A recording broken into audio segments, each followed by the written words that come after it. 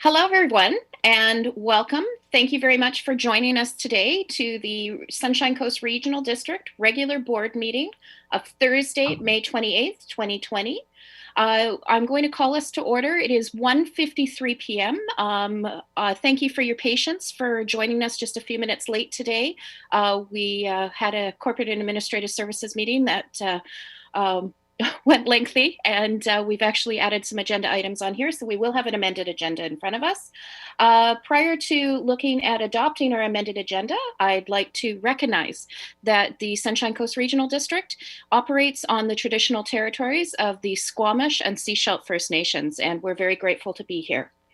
So with that, we have an amended agenda in front of us today. We have a few items that were added we have one item that was added from Corporate Administrative Services, and then we had three items that were deferred to or just moved directly to board. So for the purpose of time earlier today. And I'm going to look to staff and directors. Are there any further items to add to this agenda before we move to adopt it? Yes, Sherry, Corporate Officer. I just would like to point out that we should add another clause to the in-camera section. So section 91K, negotiations and related discussions respecting the proposed provision of a municipal service. Okay, so it'll also be 90, so it'll be 91A and K. Okay, and 2B. Correct. Okay, perfect. And if I miss that when we get down to there, you will remind me. Yes. Okay, wonderful. Thank you. Okay, anything else to add to our amended agenda in front of us? Okay, seeing nothing, I will ask for a motion to adopt this amended agenda, please. So moved and seconded. All those in favor? Motion carries. Okay, so first up, we have our minutes, our regular board meeting minutes of May 14th, 2020, Annex A, pages 1 through 10 of our package. Can I have a motion to receive and adopt, please? So moved and seconded. Are there any errors, changes, additions, subtractions, omissions? Seeing none. I'm going to call the question. All those in favor? Wonderful. Motion carries. Is there any business arising from the minutes or unfinished business? All right. Nobody wishes to pontificate on that, so we will just continue on. We have no presentations and delegations today. We do have a number of reports, so I'm going to ask for a motion to receive all of our reports and our communications, please. So moved and seconded. All those in favor? Motion carries. Okay, so first up, we have our Planning and Community Development Committee recommendations, numbers 1 through 7 and 9 to 21 of May 14th, 2020, Annex B, page 11 through 17 of your package. Directors, would you like to debate any of those motions separately before we move them as a block? Okay, seeing and hearing nothing, I'm going to ask for a motion to adopt those recommendations, please. So moved and seconded. Any further discussion? Seeing none, I'm going to call the question. All those in favor? Motion carries. Next up, we have number 4, Annex C, pages 18 through 20 of our package. The Infrastructure Services Committee recommendations, numbers 1 through 6 of May 21st, 2020. Directors, would you like to debate any one of those recommendations separately before we move them as a block? Okay, may I ask for a motion to adopt those recommendations, please? So moved and seconded. All those in, oh, sorry, any further discussion? All those in favor? Motion carries. Next up, 4A, so this is page 20A of our package. It is the Corporate and Administrative Services Committee recommendation number 10 of May 28th, earlier today, which seems like a lifetime away now. Before we adopt this recommendation, would you like to debate it separately or further? Did we not have enough conversation earlier on this? So may I ask for a motion to adopt, please? So moved, seconded. All those in favor? Motion carries. Next up, 4B is the Church Road Well Field Project alternative approval process. And this is the item that was one of the items referred from the May 28th CAS meeting earlier today. I'm going to pass this over to our corporate officer, please. Thank you, Chair. The province has given the SCRD the go-ahead to proceed with obtaining elector approval for long-term borrowing to finance the construction of the Church Road well field. So this report sets out the proposed process to seek elector approval through an alternative approval process. Okay. Thank you very much, Corporate Officer. This is great news. So I'm going to go over to the directors and ask if we have any questions on this. Director McMahon, please. Yep. On page 22, it says that forms and information packages are available for pickup at the Field Road office during regular office hours. So I assume that means that we will have regular office hours at the Field Road office. Go ahead. Thank you, Chair. So this is a legislative requirement of the alternative approval process, and we have made we've made some accommodation. So at some point during the response period, the office will be fully open, but until such time, we will have a station set up just outside of the main office doors, and it will be there during regular office hours with the forms, with a place to deposit completed forms. And I will also be available at the Field Road office. Should anybody show up and have any questions, I will be available to go out and speak to members of the public. Terrific. Excellent. Okay, thank you, Director McMahon. Next up, I have Director Hiltz, please. Thanks, Chair, and thanks to Corporate Officer for answering some questions about the APC, or AAP, sorry about that. Particularly, and so it's the, it's how North and South Pender will be having a say in this borrowing, but they will not be paying. And it goes against this principle, user pay, user say, and it is a bit of a difference between the regional service water area and the North and South Pender regional service area and the comprehensive regional water plan areas. And as this project seems to fall under the comprehensive regional water plan, it seems that I question why Pender Harbor would have a say in this AAP when they will not be paying for it. That's and I'm wondering, is that defensible? And if it is, then it should be explicitly stated in the information package that Pender Harbor will not be paying, but they will be voting.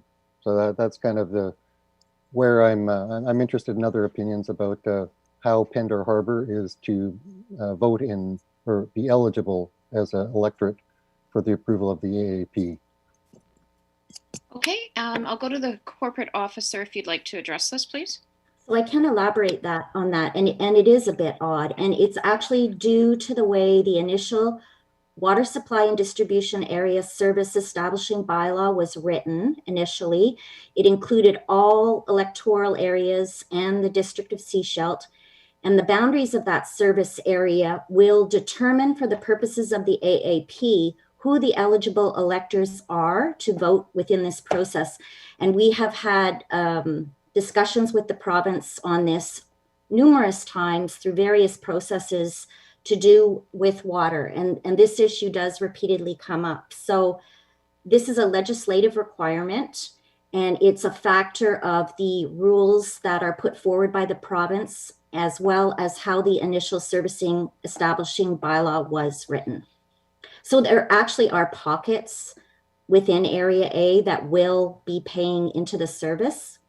The other thing I want to emphasize is that everybody who is repaying the loan will absolutely have a say in the alternative approval process. Okay. Director Hiltz, did you wish for a follow-up on that?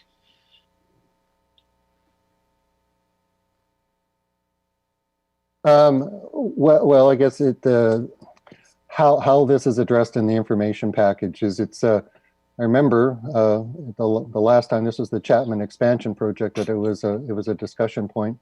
The feelings in the public that I spoke to was that by including Pender Harbor, the 10% threshold is higher, so it makes it a harder threshold to achieve. And so, is there discretion within the board to decide what the area of the AAP is? Is it? It just doesn't quite seem to make sense. Whether it's a legislative requirement, I feel that there's a transparency and accountability to the people who are paying to know how this is working. So that's my interest, is to make sure that this is communicated to the people who are reading the information package. Okay. Corporate officer? So we can certainly include it. We are developing frequently asked questions. We have a communications plan in process, and it has come up in previous AAPs, but this is dictated by the province. So we have no ability to change that unless we were to backtrack and go back to the initial service establishing bylaw and take it apart in that way.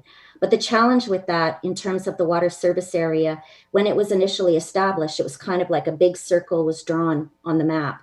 And now there are pockets within there that may or may not be connected to an SCRD water system. And North and South Pender are the obvious ones that typically come out when we do these processes. But the inspector of municipalities would insist that they are included as eligible electors in this process if we are to move forward. Okay. Director Hiltz, does that take care of your questions? I think so. I think Director Lee might have some explaining to do, and the smaller water systems like Egmont is going to be paying into this, but I don't think Egmont's going to be benefiting from this anytime soon. So Cove Cave and the Egmont water systems are the one that kind of popped to mind, that Eastbourne is sitting out there going, sure, we'd sure like some Chapman water coming over across the water here to fill up our aquifer. So I'm just going, in terms of that, I think this is the last chance for the board to kind of speak about the information package. So for those kind of satellite areas that are in the regional service area, will not have a vote in it. They will not be benefiting. Just to explain that, is I think it's something that's owed to the public.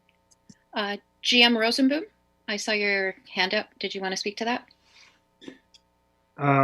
Yes, I agree with Director Hill's comment that it is important to clarify it in the information package. What I would like to say is I think this is the regional service area was intended to be an encompassing service area for everybody. And then only afterwards, North and South Pender decided that they would like to join the SRD, but have their own service area. So that's why they're currently, if they want, they can still come back to the regional service, but today they're a separate service.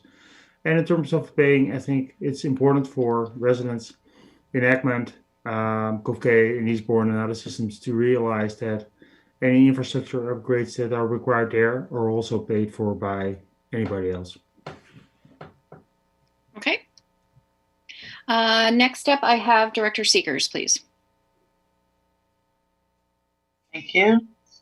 On page 22, yes, on page 22. So it right above financial implications, it says that we adopt a resolution stating that participating area approval is to be obtained for across the entire water supply and distribution service area versus by individual electoral area or municipality, and it must be adopted by at least 2/3 of the votes cast. So I think who is included in that and who is not included in that? So in terms of the vote at the board today for this process, it will be all directors, and it's per the Local Government Act for voting at board, section 342, and it must be 2/3 majority. of all directors. Okay, and is that, it's not a weighted vote, it's just a regular vote? It's a straight corporate vote. Okay. So Gibson's, so if this would have been at committee, then Gibson's and SIGD would not have been voting on it, but now that it's at board, everybody's voting on it. Correct. Okay. Okay. I had one further question. Do you want to go ahead? Yeah, it's on the attachment B in the elector response form, page 25. So in 2 places in here, it talks about unless a vote is held. I'm just wondering why that's in there and what it actually refers to. Thank you, Chair. So this refers to the fact that if an AAP process fails, within 80 days of that, the board has the option of proceeding directly to an assent vote, a referendum. Okay. That takes care of your questions, Director Seegers. Okay. Moving on, I have Director Ties, please. Thank you, Chair. I hope we have an audience. That's why I'm saying this. But this project is a much needed boost to our water supply and also a much needed source of diversification. It also reduces the load on our water treatment plant and reduces treatment costs in the long term. It adds resilience and sustainability to our water supply and also replaces an aging well that is currently not conforming to current standards. It is on a cost per cubic meter basis, the second cheapest option for adding more water after reducing our EFN requirements. And I think this needs to go ahead, so I'm willing to move the recommendations as presented on the page. One moment, please. Sorry, I had to unmute myself. So Director Ties has moved those recommendations. I saw Director Toth had seconded them. Director Toth, I have you next on the speakers list if you'd like to speak. Yep, just a quick question. It says in attachment A on page 24 that June 5th is, excuse me, first notice of the AAP being published. But what is the actual opening timeline for somebody to be able to return a form if they're opposed? Like, as soon as this vote is held, could somebody theoretically print the form out of the agenda and drop it off, or is there an open time? As soon as the first notice is posted, so on June 5th. Okay. Did you have a follow-up, Director Toth? No? Okay. Director Seegers? Thank you. I just want to commend staff for moving this forward. I know when we came on, we've had a mandate from the community to move water projects forward. We hear about it loud and clear all the time.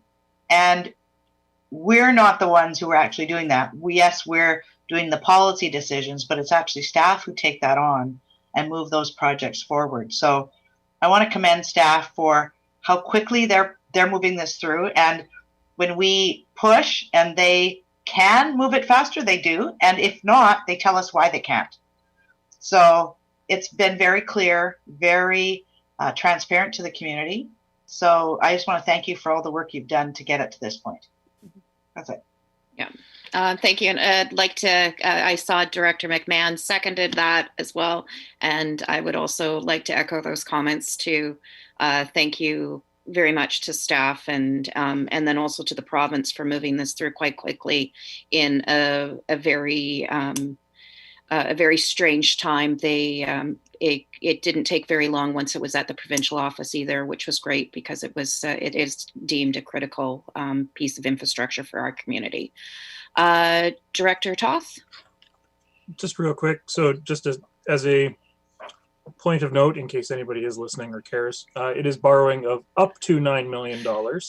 And even as this goes ahead, I know that there are other infrastructure grants that are going to become available that we may qualify for. And staff are going to be paying attention to those and looking out for a chance to save the taxpayers a few bucks if they can, is my understanding. That's correct. Yeah. And but we need to move this forward, and as staff is continuing to look at the grants, we still need to hopefully we can, fingers crossed, we can find some grant money as well. But anyways, we have a motion on the floor moving the recommendations that on the Church Road Well Field project alternative approval process. Are there any other comments that anyone would like to make before I move this forward, or before we call the question? And as our corporate officer said, we do need a 2/3 majority on this. So with that, I'm going to call the question. All those in favor? Okay, I think we're good. Excellent. That's actually looked unanimous. So fantastic. So there's our majority. Perfect. Okay. Once again, thank you to staff for moving this forward, and looking forward to how this goes through. Next up, we have our Chief Administrative Officer's report of May 28th, 2020. Over to you, Mr. McKinley. Thank you, Chair. And first of all, apologies everyone for having another verbal CAO update. It's not actually my intention. And Tracy, Sherry, and Jennifer had me beautifully queued up to put the finishing touches on my update last week. And I made a brief excursion into the field thinking I wouldn't be out very long. Was out for very long, and hence another verbal update. I'll endeavor to manage my time a little better next time. I wanted to start out by once again thanking the senior leadership team, all the managers, and frankly all the staff for continuing to perform incredibly well during difficult times. It seems like what started out as seemingly unprecedented became what I called business as unusual, is becoming somewhat just the new way we do business here at the SCRD and in local governments across BC. The support we've had from our IT staff has been outstanding in working through issues to get all these things moving seamlessly. It's just, it's working about as well as it can. We've also learned a tremendous amount about working remotely that we never would have learned if this bizarre whole experience hadn't occurred. And I think we're really learning what's possible in looking at flexible scheduling, working remotely. There's lots of services being provided that aren't being provided directly at a physical address, and it's good to learn what's possible there. We continue to move from an emergency response mode to a recovery and restart mode, and we've been making a lot of strides on our restart plans, and we've been working closely with Gibsons and Seashelt. I continue to meet with the CAOs from Gibsons and Seashelt and from SIGD when Fred's available. We have daily communications. That's really helpful as well. There's a large group of CAOs across BC that are in constant contact, and so many communities are generous in sharing their restart plans and ideas to try to make things as coordinated as possible. And I find it's kind of encouraging at how many times other communities reach out to our senior leadership team to get their ideas and to ask us to share our plans as well. And it really shows how well respected our staff is. And that's really encouraging for me as a CAO. We look forward to, a phased, safe, staged restart approach that'll be starting as early as at some point next week. And as we continue to get direction from the province and reestablishing our presence at our various facilities, it would be nice to see some faces in person, or a few more faces in person.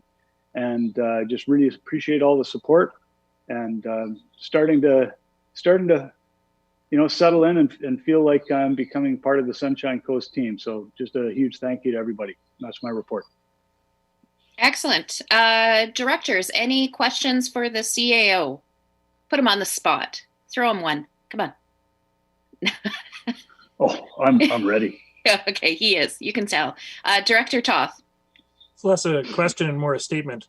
Dean, it's Team Sunshine Coast, not Sunshine Coast Team. You have to get the terminology straight. See, once again, I've been caught out as a rookie, right? Rookie mistake. Oh, goodness. Anyone else? Any questions for the CAO? Any comments? Not seeing anything. Wow, Dean, you're getting off lucky today. No, I'll just an operational question. Are we getting a plexiglass? And if so, any idea? I mean, I haven't been up there. Is it installed? Are we getting it installed? What's happening?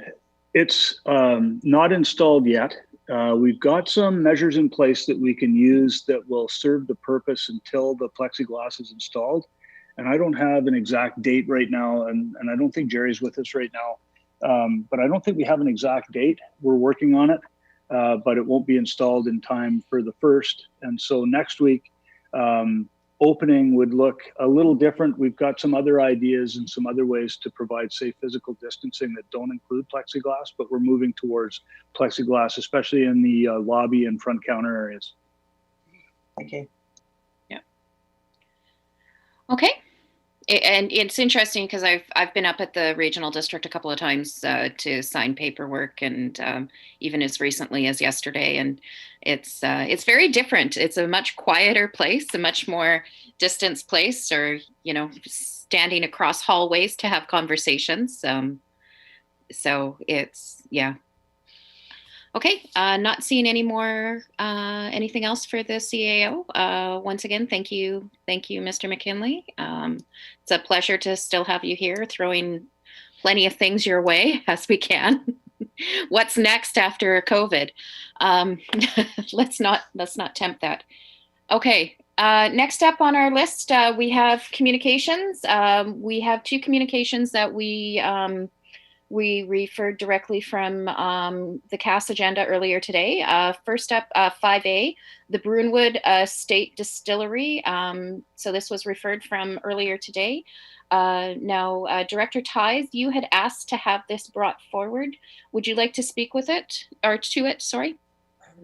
Yeah, just briefly, I hope everybody's had a chance to have a look at it. I was only made aware of it yesterday. The BC Liquor Control Board has eased the restrictions as to the area where you can serve alcohol on the premises, as long as you don't increase the number of patrons on the premises, just to increase social distancing or chances of social distancing.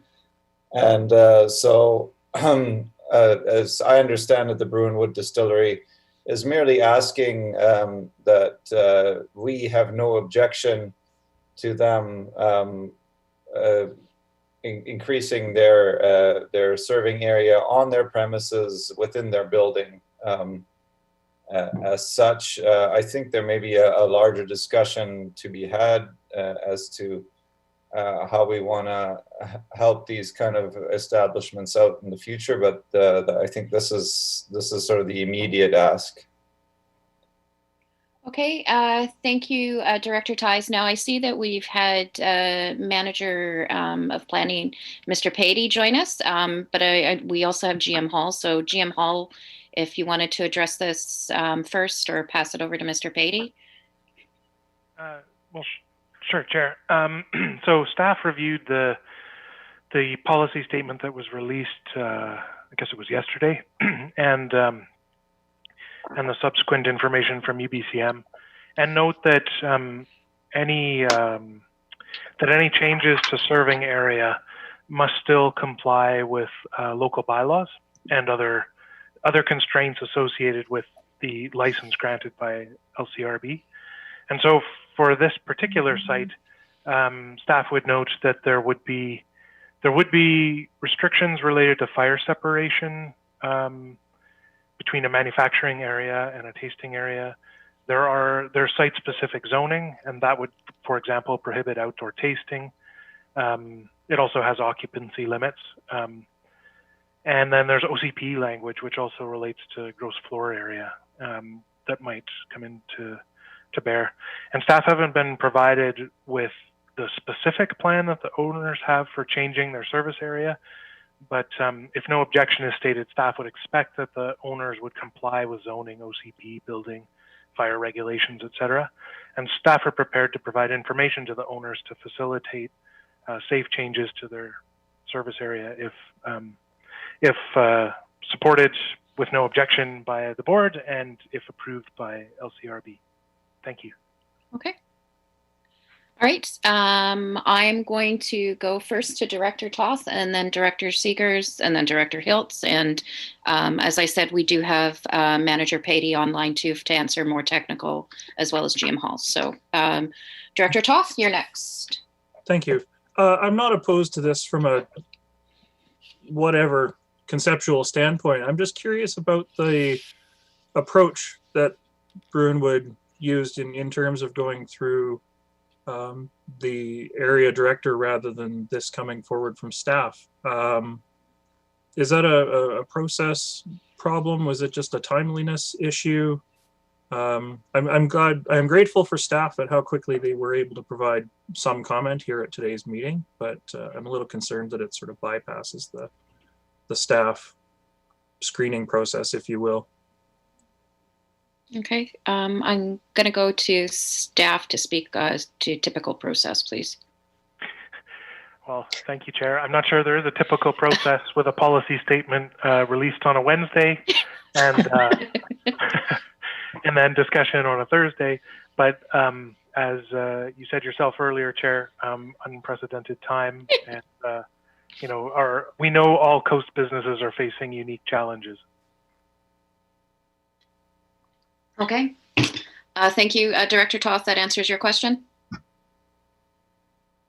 Good enough. Okay. Director Seegers. Thank you. As you probably read in the paper, this came before the District of Sechelt, or maybe not. Yeah, it came before the District of Sechelt last week, Wednesday. The Downtown Business Association actually had approached us before this came out from the province. It has been a topic of conversation in the calls that we've been on with the minister. Mm-hmm. And she, so Minister Robinson actually had approached Dave Eby, about addressing this, because as a municipality or as a government, we don't have anything to do with the licensing piece. That totally comes from the province.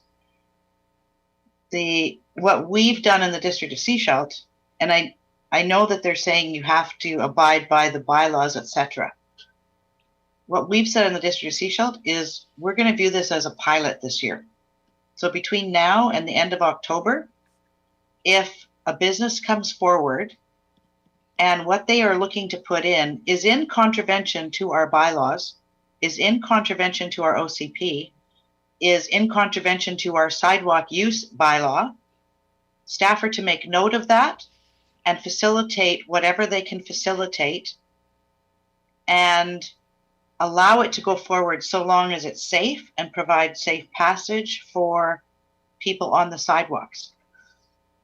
This year is a different time for our businesses. All of our restaurants, our pubs, our breweries are going to be challenged to stay financially viable. Most of them will set up their facilities such that at 100% capacity, they can make it going forward. They don't have a big margin, but they can make it financially. They've been told now that the maximum capacity they can have is 50%. We know at 50%, they cannot survive. And we want them to survive. They're part of what provides the fabric of our community. It's the places where we go to gather. And this coming from the province is a way to actually allow them to expand the space that they can operate in to potentially get closer to that 100% capacity while still maintaining the physical distancing.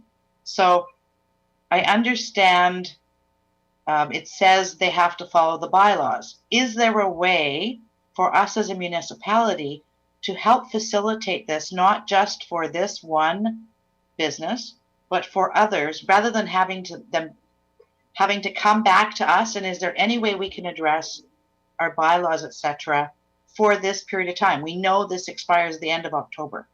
What does that look like? I'm going to punt that over to staff. Wow. So staff, Mr. Patey, Mr. Hall, corporate officer, who would like to take this one on? No, Mr. Patey. Thank you for that question, Chair. I was not anticipating that question, and so I'm unable to provide a response. I was hoping that GM Hall, Ian, would be able to provide a response in that regard. GM Hall. Sorry, I should have gone to him first. GM Hall. Well, difficult to answer with a global answer, given that every site has different constraints, and we might be talking about different bylaws. I guess I would say that the issues in rural areas might be slightly different than encroachment on a sidewalk or a municipal road. Like we're likely mostly talking impacts within a private parcel, and there would be certain aspects of our building bylaw or of fire regulations that staff would never recommend setting aside. And as far as planning regulations that might be specific to a site, we know that, as is the case with the letter from Prunewood, that there may be site-specific regulations, but a high-level overview of our regulations as they respect serving areas on commercial properties, for example, done between yesterday and today, revealed that there appear to be relatively few barriers to making these kinds of changes in terms of our planning regulations.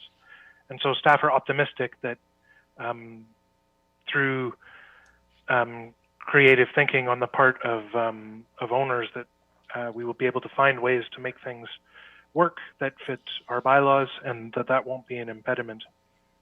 And then when there are specific planning regulations respecting a site, those may exist for a specific reason. And when I recall the OCP amendment and the zoning bylaw amendment for the Prunewood Distillery, I do recall that there was discussion at the public information meeting and discussion at the public hearing about impacts on the neighborhood that would result from certain types of things like third-party events. And so some of those conditions were agreed through the process and worked their way into the zoning. And so any change to the bylaw would follow our processes for amending a bylaw. Thank you, Just Jim. a follow-up. Yeah, just a follow-up. I mean, we're not looking to have you approve something that's unsafe, or would create a fire hazard. We don't want that to happen. And I think we need to also be cognizant of the impact of whatever we put on as a regional district on these businesses, given that, again, it's only going to be 6 months, and then it has to come down. So what does that look like? And is there any way to make this happen? And I know that you'll work with the proponents to, try and keep them operational. That's it. Thank you. Okay. Thank you. All right. CAO McKinley, I noticed that you unmuted yourself. Did you have something you wanted to add? Ian covered it really well. The only thing I'd add is that this is one of those things where we would be looking at this through the lens of how do we get to yes, if we can get to yes. And what we don't want to do is when the province is actually trying to move swiftly to take measures to help businesses support themselves, we don't want to become the impediment to that. So, we've had a short time to digest this. I think Ian's initial read on this is probably going to be the case for many of the businesses in the regional district, because there's not a lot of regional district property that would be impacted. It'll sort of be case by case, but we're going to try to get through these as quickly as we can, recognizing that businesses are in desperate straits, and we should be doing everything we can to support them within the ways that we're able. Okay. Thank you. Over to Director Hiltz, please. Thanks, Chair. The expediting process. My understanding with this policy direction is local governments have a choice to review case by case, or to do a blanket saying anyone can do this.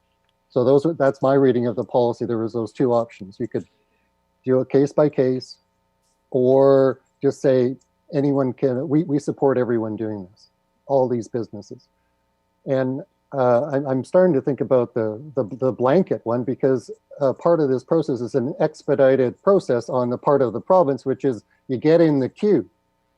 So by doing it letter by letter, Bruin kind of gets into the queue. But now we set a precedent where any other regional district place of business has to write a letter to the board, go through this process. We don't have application fees. It goes to the committee. And as we know, that can be a 2-month process. So is it in our interest to just say, to take option 2 from the province and say that we are okay with all of these? That's kind of where I'm going, is to make it a level playing field for, Bruin. I don't even know if they're operating yet. I looked at their website and they're still closed. So they're actually not operating. But in order to create a level playing field, is there a harm for us just to pass a motion, say that we're okay and we'll allow the Liquor Control and Cannabis to follow their process, and that everyone's on their best behavior and is going to do what needs to make this work for the next 6 months? Good question. Over to staff. Who would like to take that one?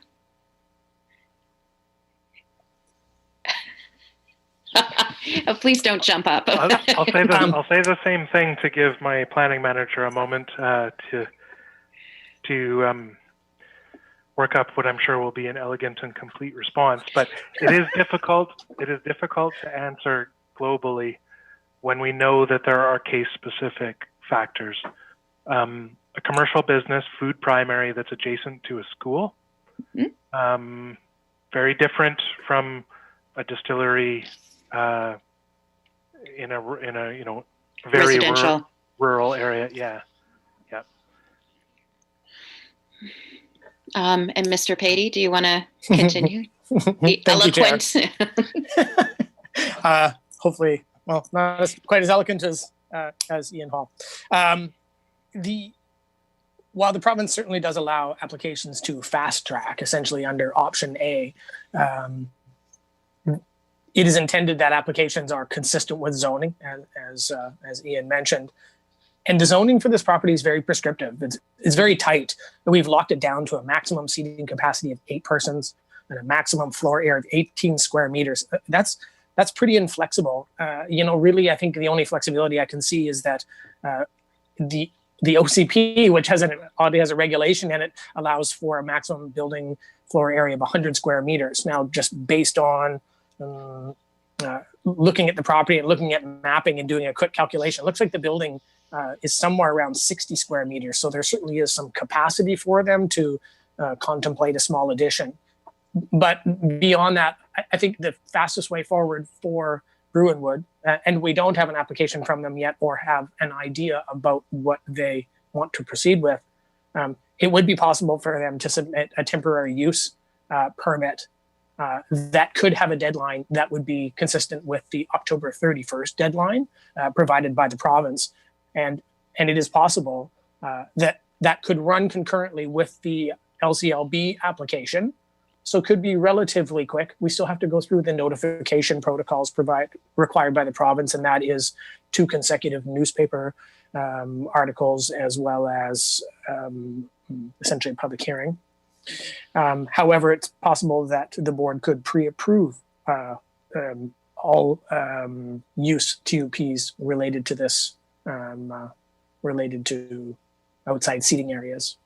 But the mechanics of that, I don't know. I'd leave that to legislative services to answer. Okay.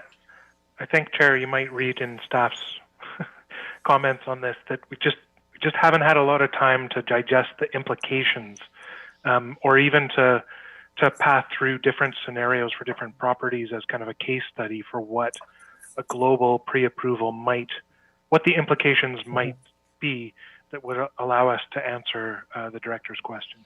Well, and then I'm also thinking about the variety of properties that we have in the rural areas that because you have everything from Broomwood, which essentially is within a very residential rural area, to other ones that are far more in far more commercial nature areas, like, for example, thinking Madeira Park.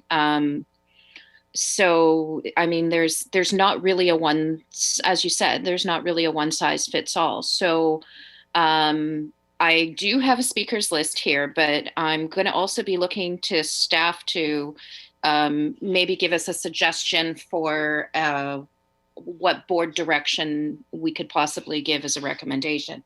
So next on my list, I have Director McMahon, and then I have Director Kroll, Seegers, and Ties.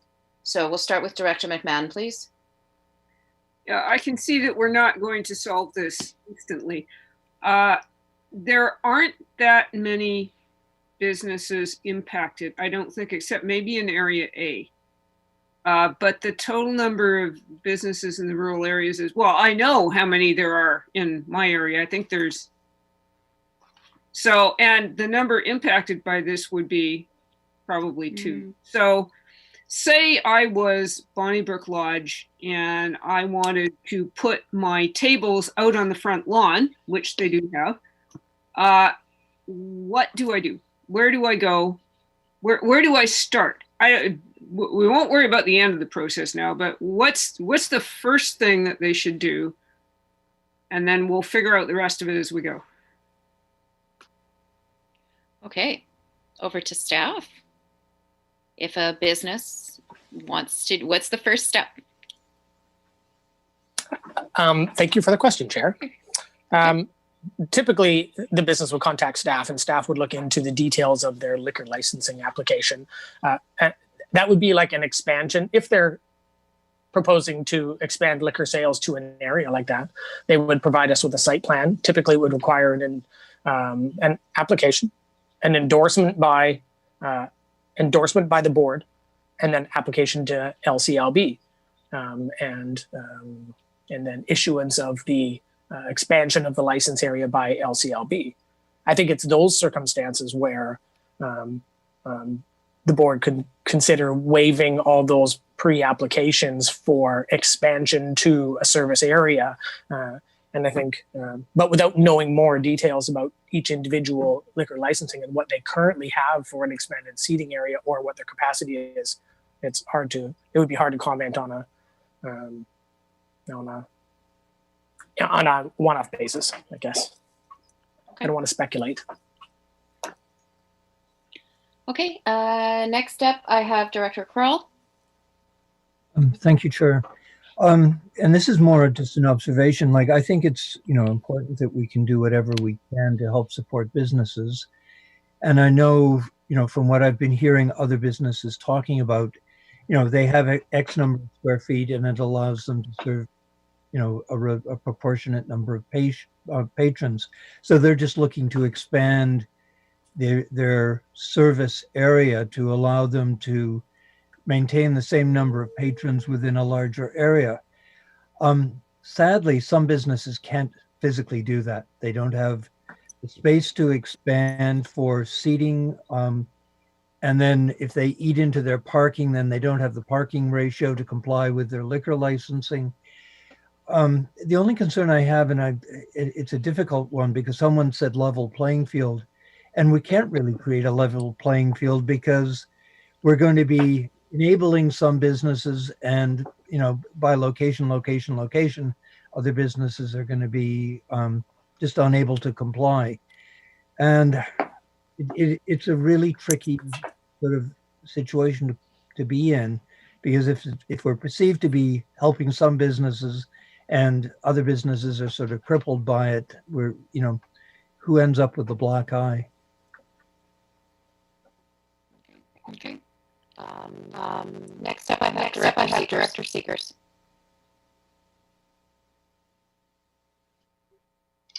Thank you. I'm going to follow up on Director Hiltz's comment. I don't want to see all these come back to the board.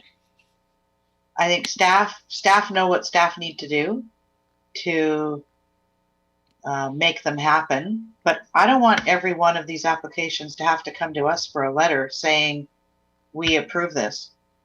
So I like what Mr. Patey was saying about waiving the pre-application process for patios as per the license or liquor, cannabis, whatever regulation branch, liquor control and licensing regulation, whatever Okay. those people, whatever. So I'd make a recommendation to that effect somehow, and then staff still need to do the things like making sure it's safe, making sure that, you know, it fulfills all the requirements that we need for that, recognizing that it is temporary.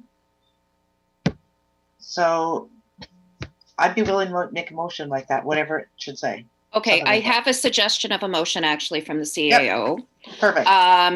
To ask staff to look at how to support coast businesses to make use of provincial LCRB fast track process to come back to June 11th PCDC. June 11th, that's what, 2 weeks? It is 2 weeks. It's the next time we have meetings. Okay, I'll make that recommendation. Okay, and do I see a seconder? I see a seconder. Okay, now I know we have a speakers list. I see a lot of hands up still. So I'm going to, if you wish to speak to the motion on the floor, I'm going to ask for a hand show. So I'm going to start with Director Toth and then Director Ties. Actually, a procedural question. Is this Yep. rural voting only? Because this is rural planning related issues. Ooh, good question. Corporate Officer. Thank you, Chair. Yes, it is rural areas only. Okay, so then we shouldn't have... Point of order, we're at 4. Does that make a difference? No, not at board, because the municipalities are not part of the land use. Like in the Local Government Act, it's acknowledged that the rural areas are the voting members with this particular function at the end. So I'll have to withdraw my motion. And we have to withdraw your seconder because your seconder was Director Kroll. So I'm going to look to my rural directors.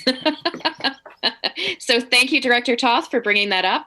Rural directors, would you like to make that motion? I see Director McMahon. Do I see a seconder from another rural director? I see a seconder. Okay. So I have Director Ties is next on my speaking list, and then Director McMahon. Thank you.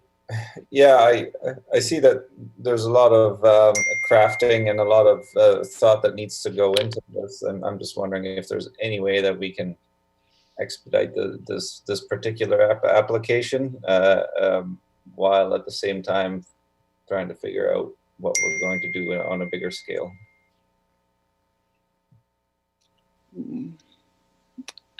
So process-wise, Director Ties is asking if there's a way of expediting.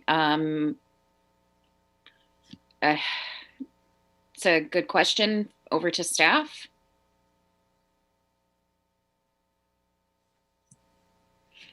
I don't know if there's an answer. Chair, I guess I'm of a mind to suggest that service area changes that don't involve a change to occupancy, which seems to be what the policy is really focused on, that comply with all local bylaws, generally should not pose a challenge for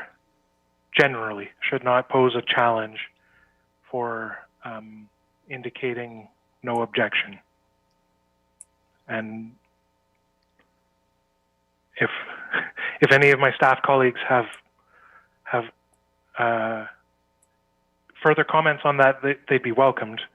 But I suppose from that point of view, pre-approval, noting those conditions, which doesn't mean that somebody couldn't seek to change their service area and also somehow their occupancy changes, or were put in a position of needing to go deep on understanding a point of zoning or a point in the OCP.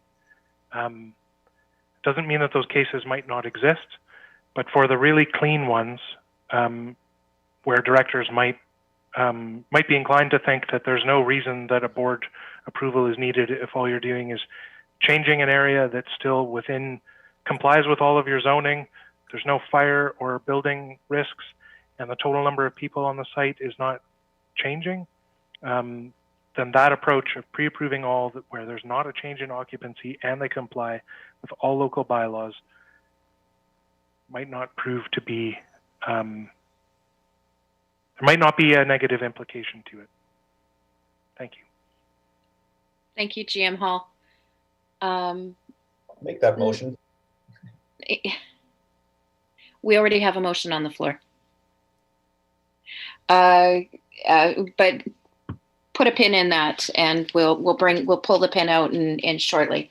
I have Director McMahon. I very much like that suggestion, because I think there are a number of food service areas that would fall, that would be an easy one, and that we could go ahead with that. Perhaps at some point when we have talked ourselves around in circles once or twice, could we even defer this on today's agenda to give staff 5 minutes to go huddle and think it through? We really are on the fly here. And while I think we're onto something and I love it, I'm just wondering if we can shuffle our items a little bit just to give staff a chance to think.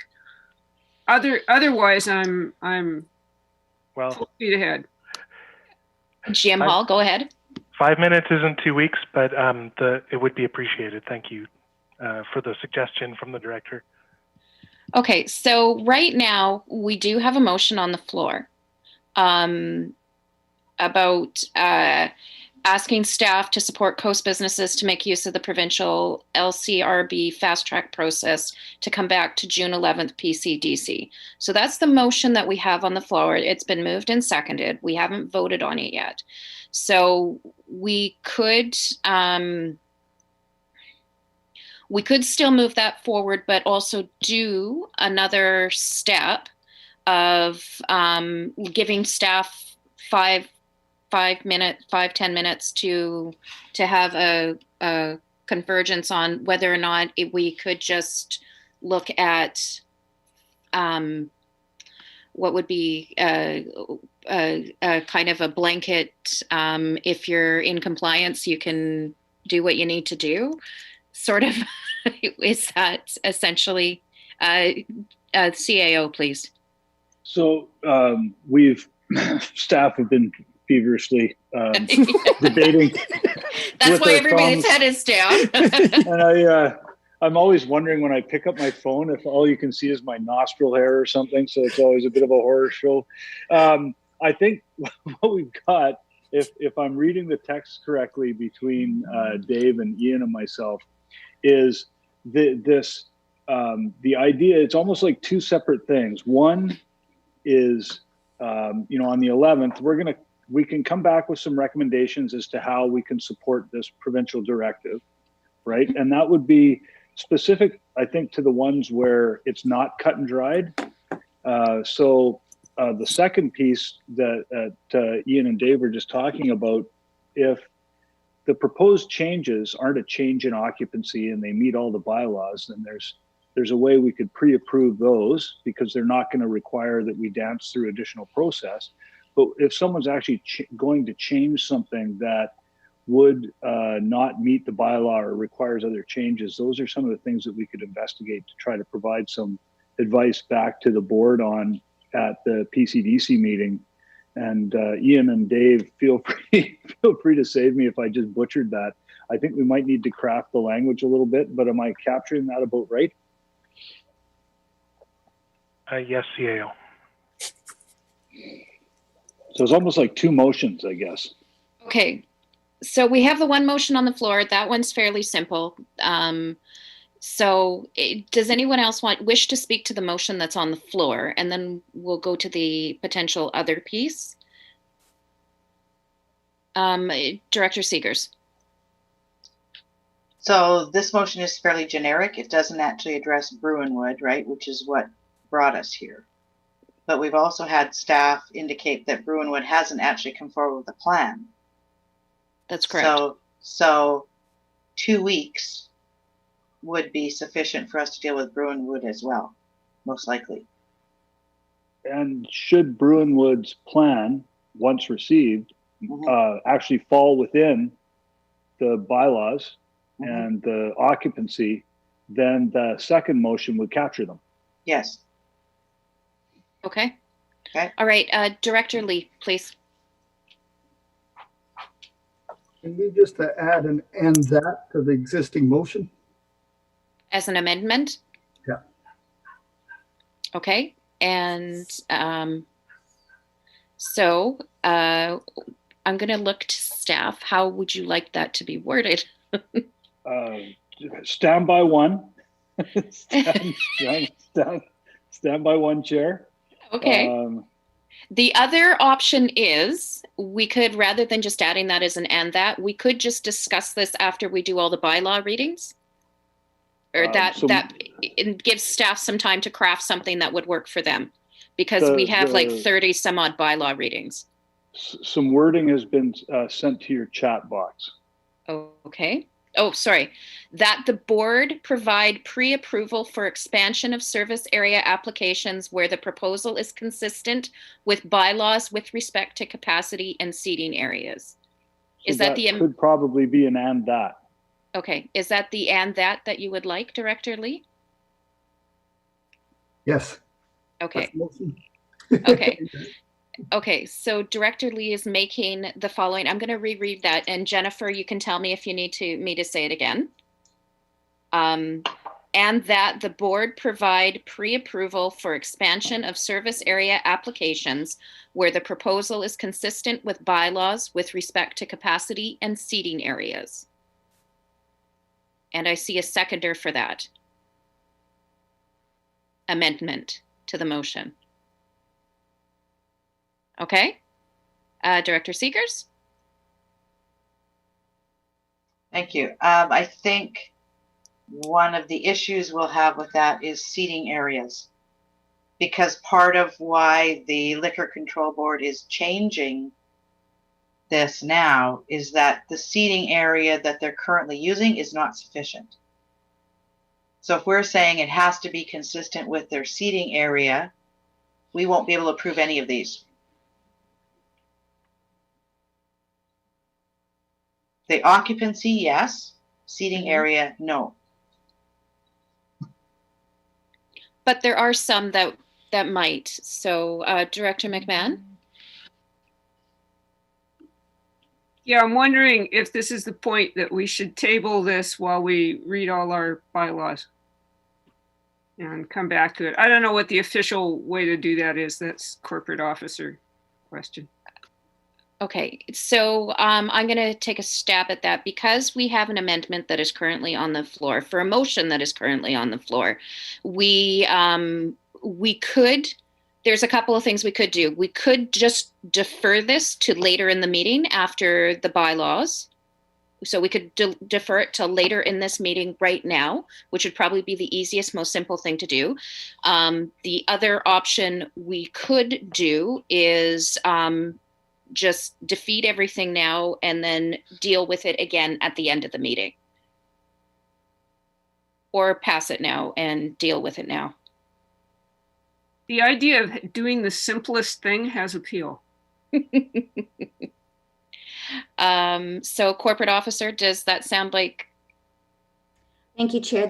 The correct motion would be to lay it on the table, and then we will bring it back when we're ready to deal with it. Okay, so I would ask for a motion to lay it on the table. I haven't heard that one. So I see that moved and seconded. All those in favor? Everyone's aware of what we're doing. We're going to deal with this at the end of the meeting. I do hate to ask this, but presumably this is voting all to lay it on the table because we're all in the board meeting, or is it only rural directors because it's a rural director vote? Rural directors. Okay. So I'm going to look to my rural directors once again. It was moved and seconded by my rural directors. So my rural directors, all those in favor, laying it on the table. Okay, thank you. Okay, so we're going to move on to, oh wait, we have the next item on our agenda is the 5B. And this is the BC Ferry Services item so it's item number 10, referred from Corporate Administrative Services earlier today. And this is regarding the BC Ferries resuming service from Horseshoe Bay to Nanaimo, affecting the Langdale terminal.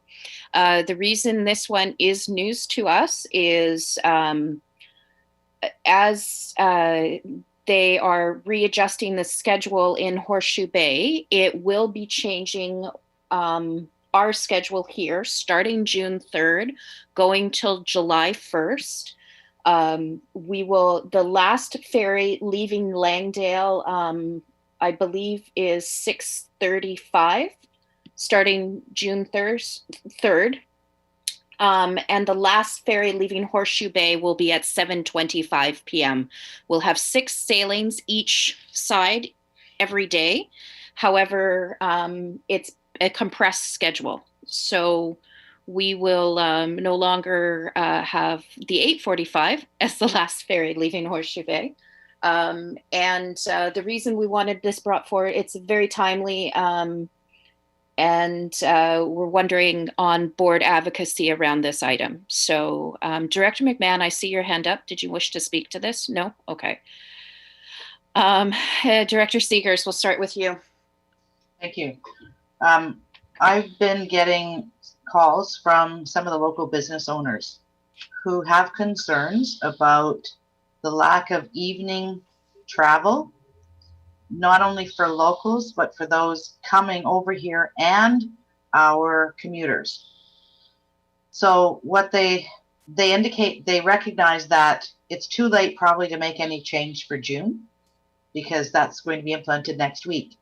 But they requested that we as a board approach BC Ferries, as we've done in the past, and advocate for July and August, so that we make our concerns known to them, and that we hope they are taken into account for that, and that we find out ahead of time, both for us and for the businesses, what the plans are for service, so that they can look at staffing levels, etc., and look at how they anticipate that's going to impact their businesses for July and August.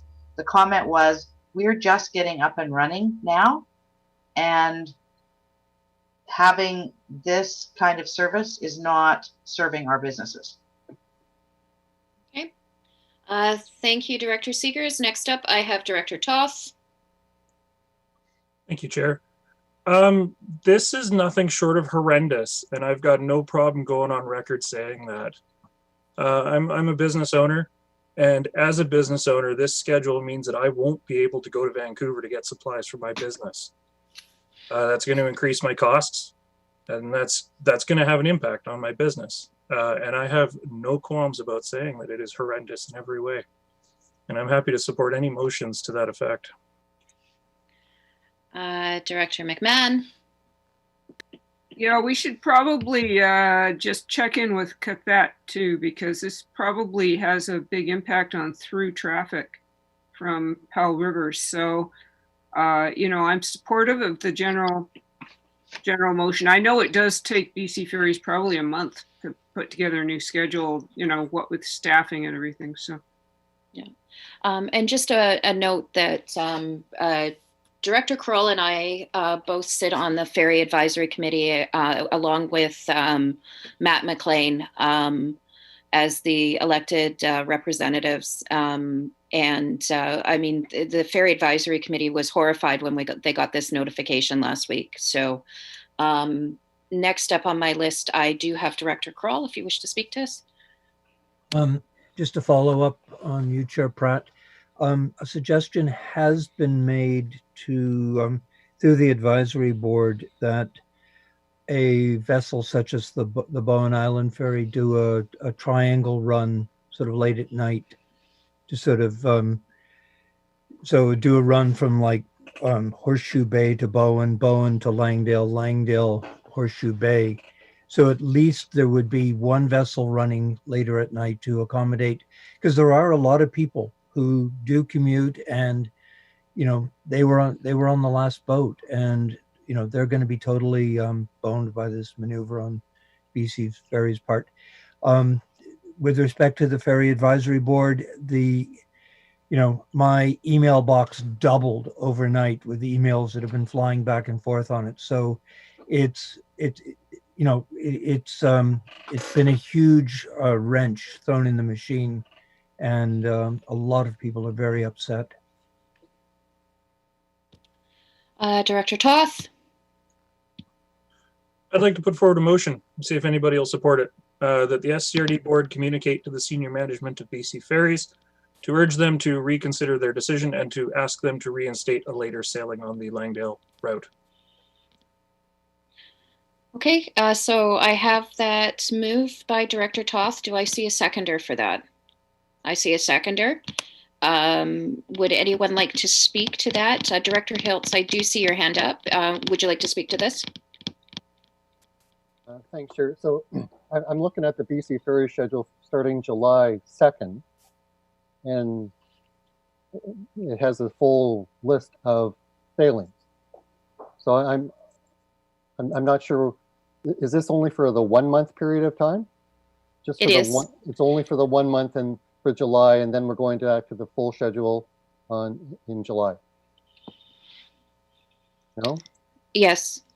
No, currently, where this June 3rd schedule was actually a bit of a shock. It looks like it's only 1 month, though. Yeah, it is only 1 month. I'm going to GM Rosenboom and then over to Director Kroll. From what I've heard from staff within BC Transit, because they also have their connection with BC Ferries, is that the June and the July and August schedules are currently posted will not be the final ones.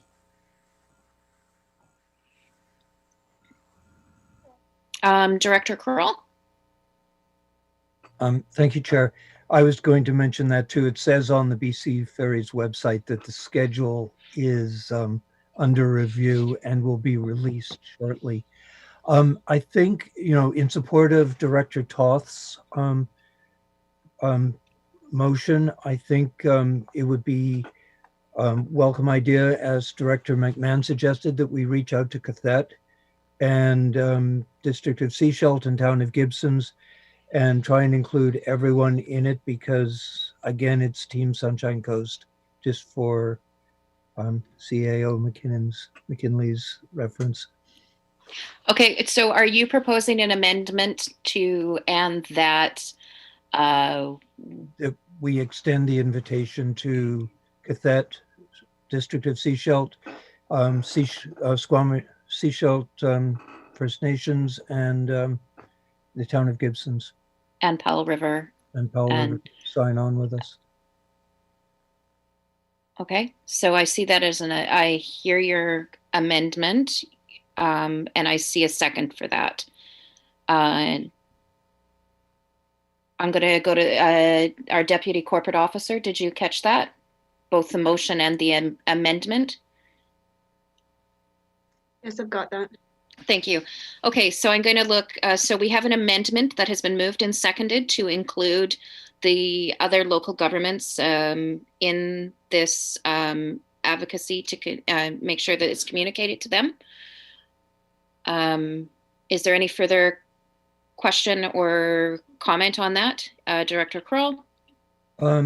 It's basically, it's all service areas affected by the schedule change to Route 3. So that would also impact on the islands as well. So we should probably include the Island Trust. Islands Trust, okay. So, Jennifer, what did you have as the amendment? Did you have all of the towns listed or just local governments? I was starting to list the towns, and then I just moved to local governments, Gibson's, Powell River, and then I just went to the local governments. Okay. So I think we can use that as our amendment unless Sherry wishes to strangle me on that. No? Okay. If everyone's okay with that as the amendment, I'm going to call the question on the amendment. Everyone's clear what the amendment is. It's to add the advocacy in with the other local governments. So I'm going to call the question. All those in favor of the amendment? Sorry. Yes. Okay. So the amendment passes. So we now have an amended motion on the floor. Is there any further discussion on the amended motion on the floor? Director Seekers? I'd just like to hear the motion, please. Okay, certainly. Deputy Corporate Officer?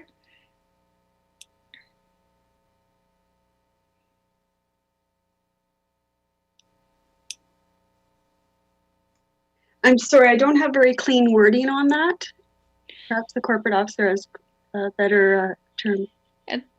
It's okay. We're okay with unclean, unclean wording. Okay, so that the amendment be extended to include an invitation to the Capet, Seashell First Nations, Town of Gibson's Powell River, and then I put in to include other local governments, including the Islands Trust as the amendment. Okay, and then the main motion along with the amendment, please. That the SCR board contact the BC Ferries Board and urge them to reconsider the decisions to include the extended service late night trips to Langdell.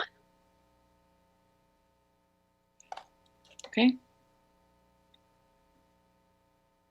Okay, is everyone clear on that? Okay. All right, so we have an amended motion in front of us. Does anybody wish to discuss or have any other further questions on that? Okay, seeing none, I'm going to call the question. All those in favor? Thank you. Motion carries. Okay, is there anything else on this item? Director Seekers? Yes, I'd like to request that the board give permission for the chair and vice chair to meet with Mark Collins and Brian Anderson to discuss this and to discuss July and August schedules. Okay, so I hear that as a motion. Do I see a seconder for that? Seconder. Any further discussion on that? Director McMahon? Do I need to give you permission to call a meeting? Is this? Technically, yes. Oh, cool. All right. Yeah. So I'll address that. And it's at this point, I mean, we've met with him before, right? But at this point, we're looking at representing the board in taking the board's agenda forward. Yes. Yeah, so with that, we need it's different than just meeting for breakfast or coffee. This is a serious advocacy item, so it's important to have board support for that and board direction. You can't have your chair and vice chair just randomly advocating without board direction. Okay, any further discussion on that motion? It's been moved and seconded. Our deputy corporate officer and corporate officer are good? Okay. All right, I'm going to call the question. All those in favor of the chair and vice chair advocating directly, there you go. It passes. Then I had Director Lee. I saw your hand up. It's basically a curiosity question. Do we know if our ferry corporation has got a commitment from the government to subsidize the crew share to keep our ferry affordable and afloat? No. You mean from the federal government with the wage subsidy? Something similar, whether it's the federal or provincial, either one of them, someone that's going to help us here. At this point, the last conversation I heard, BC Ferry Corporation is not eligible for the 75% wage subsidy from the federal government, and that is due to receiving provincial funding or receiving federal funding. This is something that we, Darnelda, Bill, and I, and Warren have been advocating for with our MLA and our Member of Parliament. We discussed it as early as last week, and we can certainly bring it up to them again when we meet tomorrow. Okay? All right. The reason I brought it up is they alarmed us quite a bit because they said they were going to run out of money here very shortly. So I was just wondering if there was any updates. So That's true. You'll hear later. Okay, great. Okay, anything else on that item? We did vote on that, right, Sherry? I think, yeah, we did. Okay, good, thanks. All right, anything else on that? Nothing? Okay, we have no motions today, but we have bylaws. We've got bylaws and bylaws for days. So, the first up is number 6, Annex D of our package, pages 21 to 22. It is the West House Sound Official Community Plan Amendment Bylaw, number 640.3, 2020. We are looking for first and second reading today, and it'll be electoral area directors only with 1 vote each. So electoral area directors, may I ask for a motion for first reading of how West House Sound Official Community Plan Amendment Bylaw, number 640.3, 2020. I saw a mover and I saw a seconder. Any discussion on this one? Seeing none, I'm going to call the question of my electoral area directors. All those in favor? Motion carries. And then we're going to be looking for second reading. If I can have a motion for second reading of West House Sound Official Community Plan Amendment Bylaw number 640.3, 2020. Electoral area directors, so moved and seconded. Any further discussion? Oh, Director Seegers? If I look at the recommendation or the bylaw here, there's another line between first and second. I don't know if that's an error or if we actually have to actually pass that as well. I'm going to look to the corporate officer.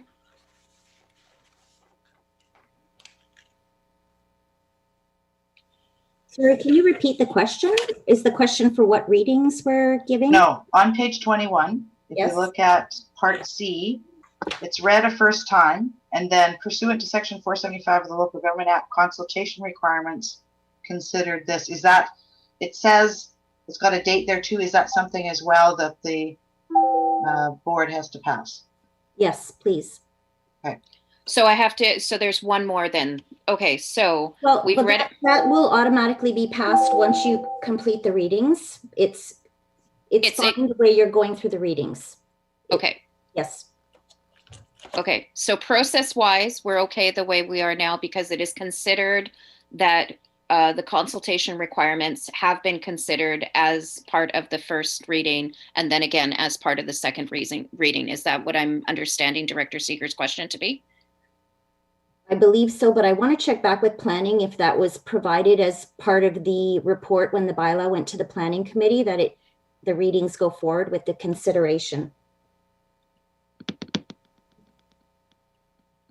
I'm sorry, Sherry. Could you repeat the which Pursuant to section 475 of the Local Government Act, typically when the report goes to the planning committee and the bylaw goes forward for readings, it's put forward in the recommendation that the bylaw be considered pursuant to section 475. We could refer back to the planning recommendations to see if that was in there. If not, and you want to cover, just, I think maybe read it as we go through the bylaw then. But typically it would be in the planning recommendation that brings the bylaw forward, that it be read and considered per section 475 of the Local Government Act. Okay.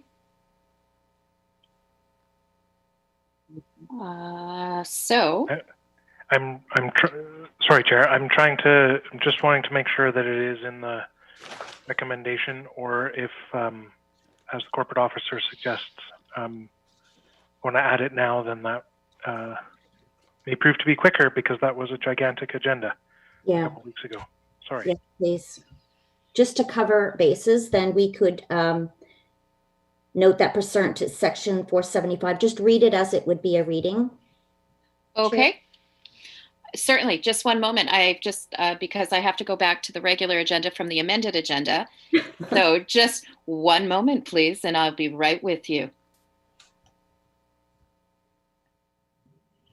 Okay. Just bear with me. What page are we on here? Can I help with the wording? So what I'm going to do then is ask for a motion that that bylaw 640.3, no, actually help me with the wording, Sherry, please. So we've completed first reading. Yes. That pursuant to Section 475 of the Local Government Act, consultation requirements considered this 28th day of May, and that it be read a second time. That Okay. should cover it. Okay. So can I just say what she said, or do I need to repeat that? And that pursuant to Section 475 of the Local Government Act, consultation requirements considered this 28th day of May, and that the bylaw shall be read a second time. Is that the way? Okay. So may I have a motion to that effect from my electoral area directors? So moved and seconded. All those in favor? Motion carries. And then the next piece then, so do I then have to read it for a second time as well? Typically, it would be that the bylaw has been considered in conjunction with the Sunshine Coast Regional District Financial Plan and any applicable waste management plans pursuant to the Local Government Act. Is that the piece then, Sherry? Yes. Yes, please. Okay. Okay, and that this has been considered in conjunction with the Sunshine Coast Regional District Financial Plan and any applicable waste management plans pursuant to the Local Government Act, this 28th day of May, 2020. So moved from one of my electoral area directors, please. So moved and seconded. All those in favor? Motion carries. Okay, and just as a follow-up, it was included in the planning recommendation. That's what I thought. Okay. Yeah. But we're being clear and careful there. Okay. All right. So that was first and second reading then, Sherry. Are we good? Okay. Director McMahon, I see your hand up. Yeah, just wondering if we've scheduled the hearing on that one.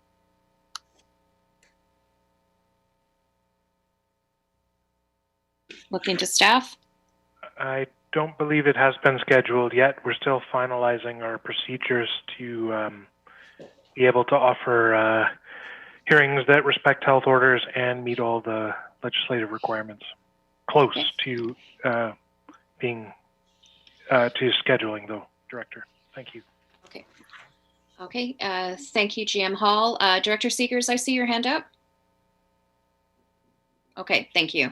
Okay, so we're done with Annex D then, Sherry? We're good? Yes. Excellent. Okay, great. So then we're going to move on to Annex E. And so we're once again going for first and second reading and this is for electoral area directors only with 1 vote each. So rural or electoral area directors, may I have a motion for Sunshine Coast Regional District Zoning Amendment Bylaw number 310.188, 2020. So move first reading and seconded. Any further discussion on this? Seeing none, I'm going to call the question. All those in favor? Electoral area directors? Thank you. Okay, and if I can have a motion for Sunshine Coast Regional District Zoning Amendment Bylaw number 310.188, 2020 for second reading, please. Electoral area directors, so moved, seconded. Any further discussion? Seeing none, I'll call the question. All those in favor? Motion carries. Great. We only have 29 to go. Annex F, we're going to do first, second, and third reading. And this once again is electoral area directors only. So for first reading, Sunshine Coast Regional District Zoning Amendment Bylaw number 310.189, 2020. Electoral area directors, so moved first reading. So moved and seconded, please. Seconded. Any further discussion? Seeing none, I'll call the question. All those in favor? Motion carries. Sunshine Coast Regional District Zoning Amendment Bylaw number 310.189, 2020. So move second reading. Director McMahon and seconded Director Hiltz. Any further discussion? All those in favor, electoral area directors? Fantastic. Okay, and for third reading of Sunshine Coast Regional District Zoning Amendment Bylaw number 310.189 2020. So move third reading. Director Hilt, seconded Director Ties. Any further discussion? Seeing none, I'm going to call the question. All those in favor? Thank you very much. All right, moving right along. Annex G, this is Sunshine Coast Regional District Water Rates and Regulations Amendment Bylaw number 422.36 2020. We're doing first, second, third reading and adoption. And this is a weighted vote for the rural areas as well as Seashelt. Director Toth, I see your hand up. Just a real quick question, because I haven't had a chance to go back and read the original bylaw. For the next several that we're doing here, we're adding in the part about the interest charges imposed on late fees. And it's despite, whatever, in the event of a federal, provincial, or local state of emergency, but it does reference October 1st, 2020 only.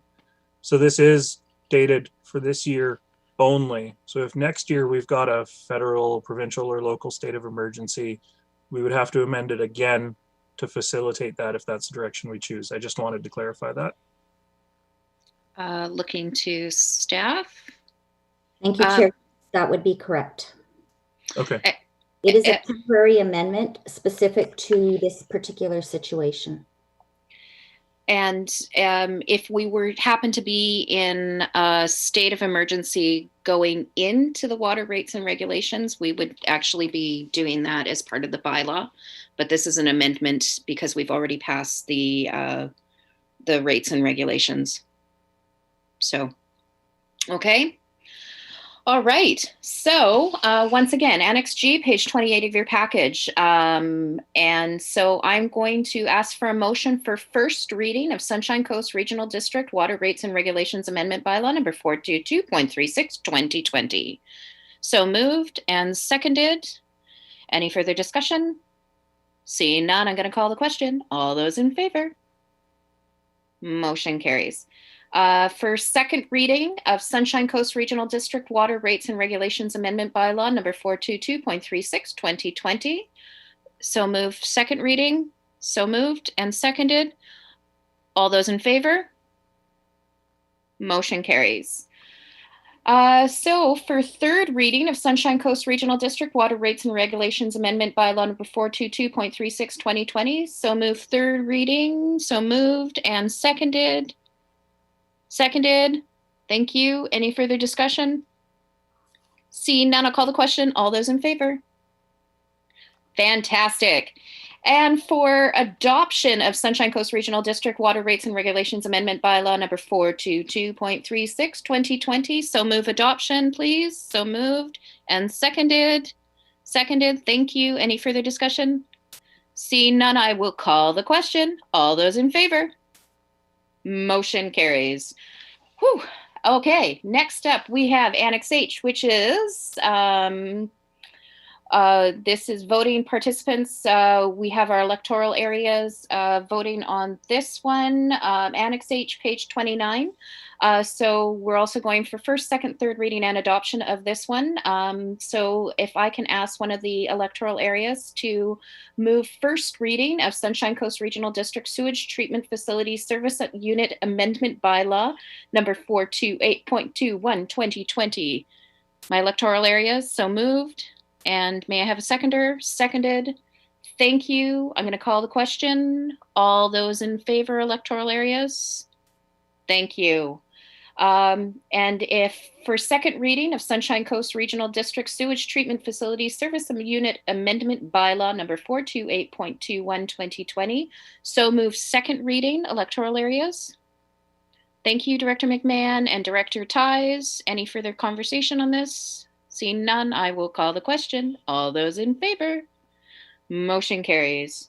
And for third reading of Sunshine Coast Regional District Sewage Treatment Facility Service Unit Amendment Bylaw number 428.21 2020. So move third reading. Director Hiltz, thank you. Director McMahon seconded. All those in favor? Motion carries. Thank you. And to move adoption of Sunshine Coast Regional District Sewage Treatment Facilities Service Unit Amendment Bylaw number 428.21 2020. So moved adoption. Director Ties, seconded Director McMahon. All those in favor? Motion carries. Annex I, number 11 on our agenda, amended agenda, the Wood Creek Park Sewer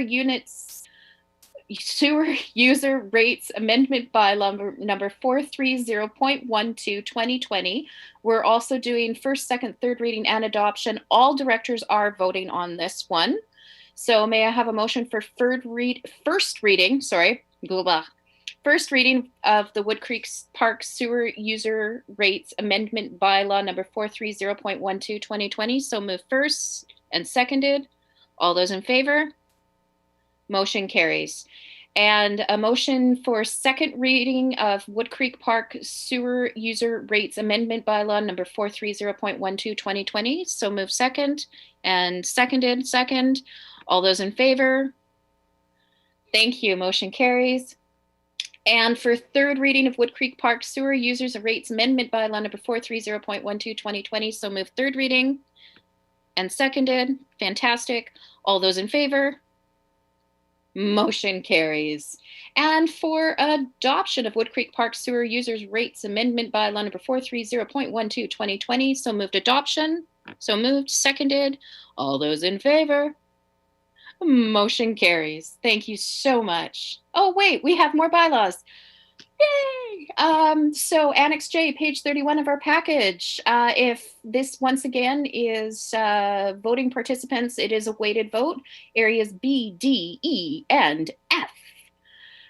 If I may have a motion for first reading of Sunshine Coast Regional District Waste Collection Amendment Bylaw number 431.23 2020. So moved first reading. So moved and seconded.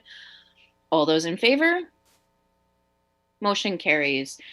Len, you don't get to vote on this.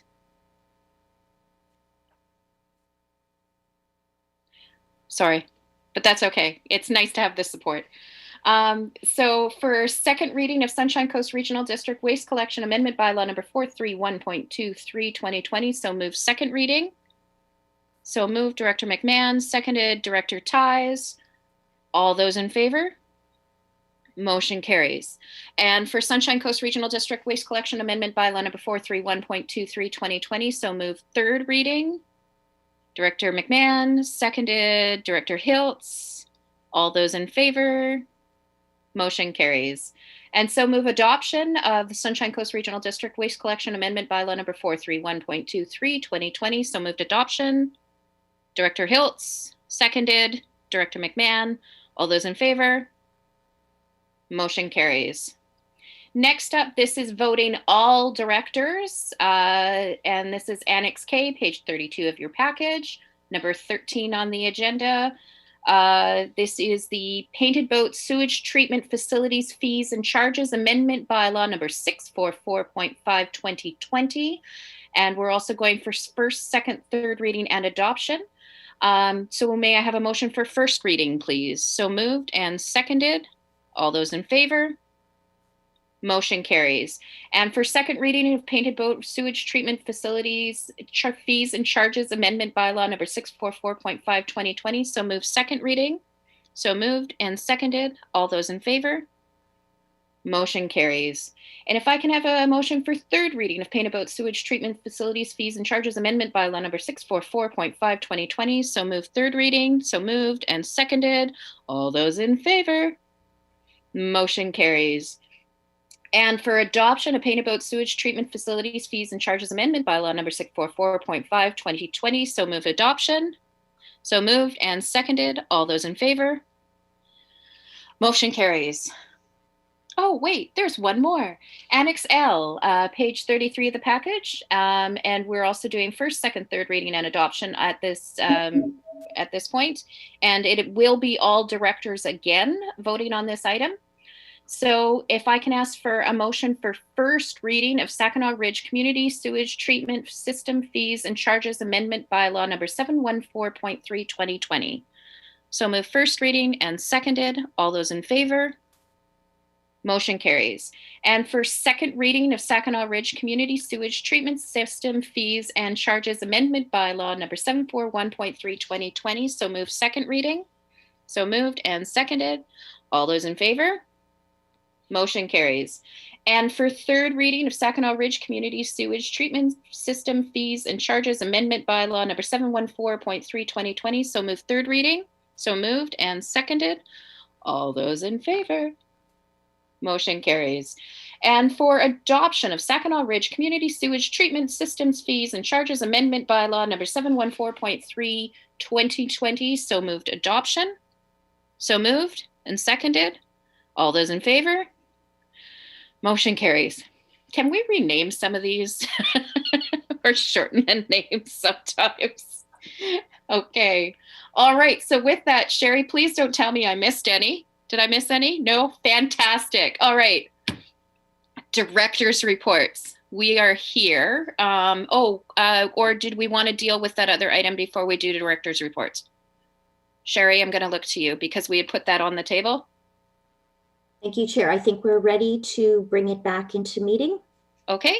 So would you like a motion to bring it back to the meeting? Yes, please. Okay. So may I have a motion to bring the what are we going to call it? The LCRB regulations back to the table, please. So moved and seconded. All those in favor? Motion carries. Okay, thank you. So I'm going to look to staff to reintroduce this item that we just started discussing earlier today. Thank you, Chair, and thank you for the board's consideration and giving staff a moment to take a look at this. The first thing to say is that on further review, staff now don't feel that there is a need to report back on June 11th, and instead have can share two proposed motions for the board's consideration. The first one is that SCRD has no objection to temporary license amendment applications to LCRB for expansion of service areas, and that's per LCRB Policy Directive 20-13, not involving a change to occupancy and where the proposal is consistent with local bylaws. Okay. That's the global one. Okay. And then a second one, if there's a desire for specificity with regards to Broonwood, would be that SCRD indicate no objection with respect to Broonwood's application for service area expansion, provided that the expansion complies with local bylaws. Okay. So I'm going to go to process first. Sherry, because we technically have an amended motion on the floor, is it easiest for us to just simply defeat the motion and then go back and reintroduce each one of these motions separately that staff have come up with during the time? Yes, for simplicity's sake. Okay. If everyone is okay with that, I'm going to call the question on the amended motion that we had earlier today, at some point earlier today. I'm going to call the question. And is everyone clear what I'd like you to do? Yes. Okay. Not that I'm like strong-arming anyone. I'm going to call the question. All those in favor?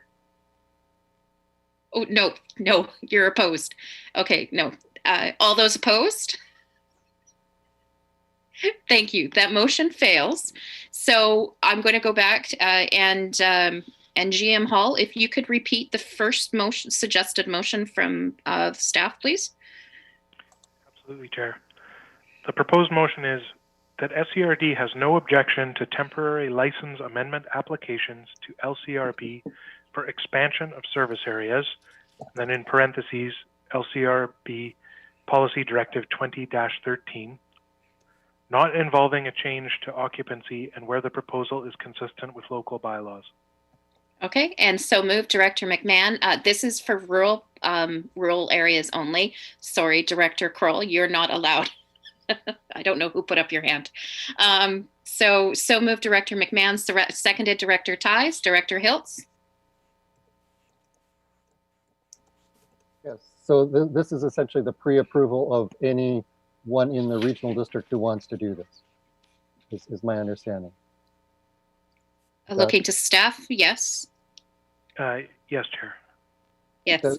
Does the motion need to have that in there, that it's for the rural areas only, or do we need to be more specific about the area that we're approving? No, because we have no jurisdiction over the other areas anyways. Okay. Well, we can pretend, but they don't like it when we tell them what to do. Right. Okay. Okay, yeah, we are getting a little punchy, aren't we? A lot. Okay, so I'm going to call the question from the rural areas, the electoral areas. All those in favor of the motion on the floor? Fantastic. Thank you so much. And then GM Hall, the second suggested motion, please. Thank you, Chair. So that first motion effectively answers Broonwood's question. But if there's a desire for specificity, a follow-up motion would be that SCRD indicate no objection with respect to Broonwood's application for service area expansion, provided that the expansion complies with local bylaws. Okay. Now, Director Ties, would you like to move that forward?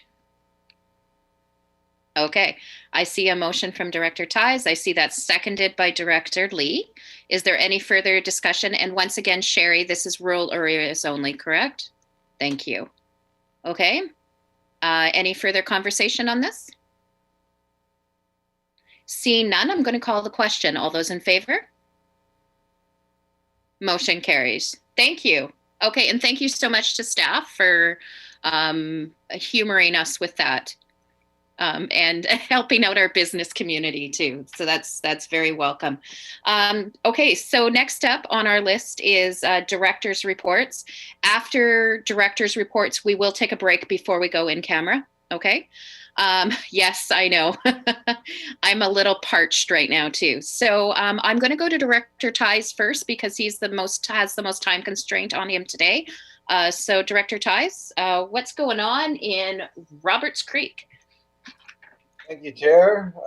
What's going on in Roberts Creek?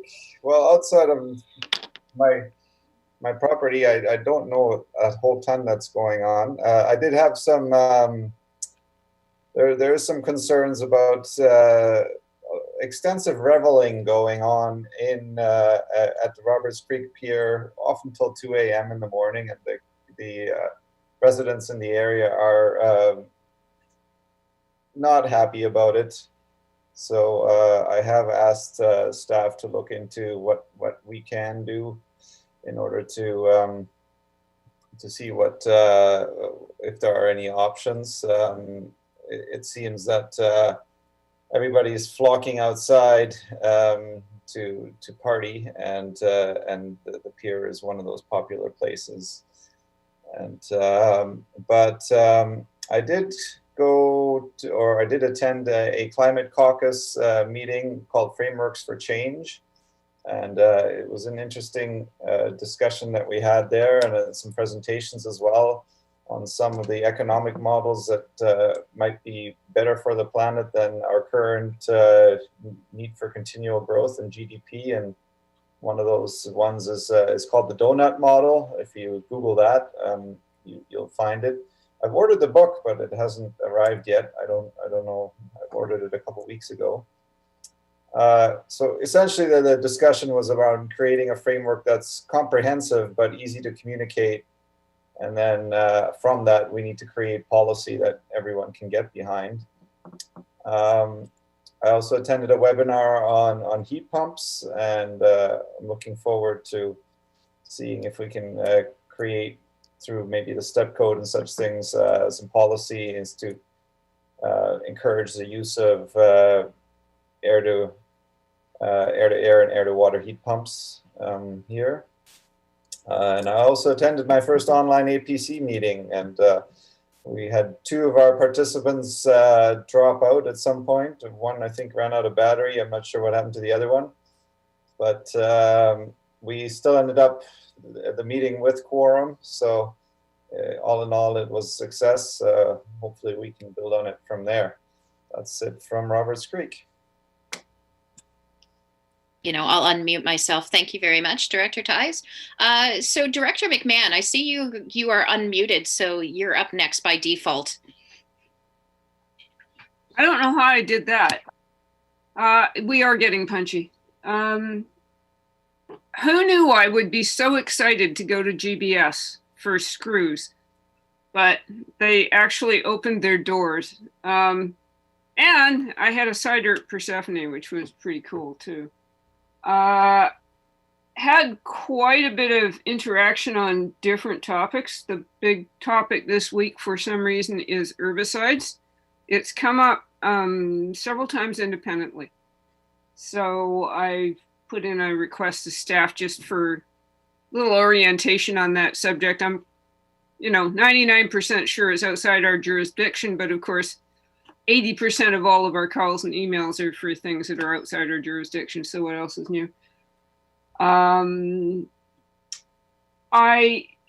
Let's Talk Water we did on Monday, I think in many ways it went very well. I really appreciated the presentation from staff and the great charts and stuff that I will be using. But I didn't feel that we had the immediacy of being able to talk to people in person. And so I would have to say it was a very qualified success. There are Zoom meetings have been working very well in some contexts, and my APC is an example. I'm actually getting better attendance at my APC on Zoom. But I think for that kind of public consultation, people really want a chance to have an informal chat with people in the room, and you really can't do it on a platform like that. So, we're all learning. This is going to be, we're in a big ongoing learning process.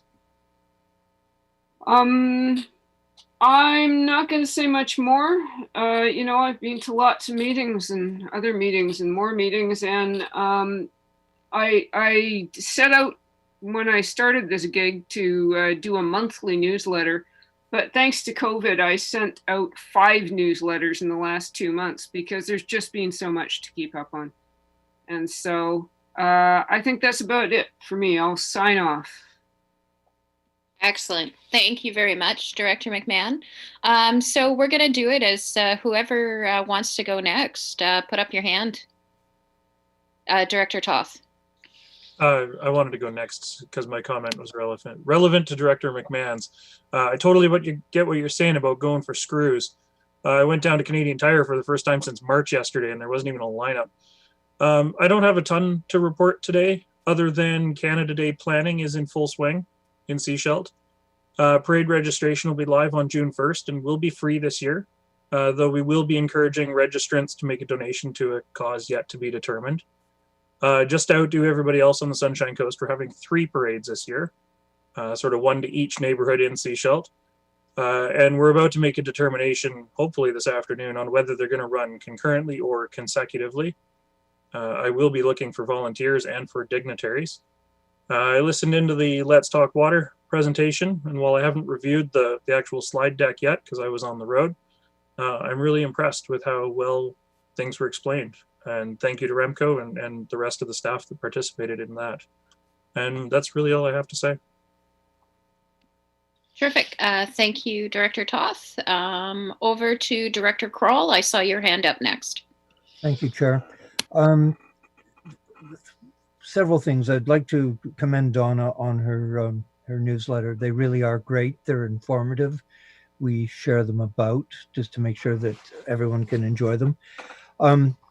Not a lot to report.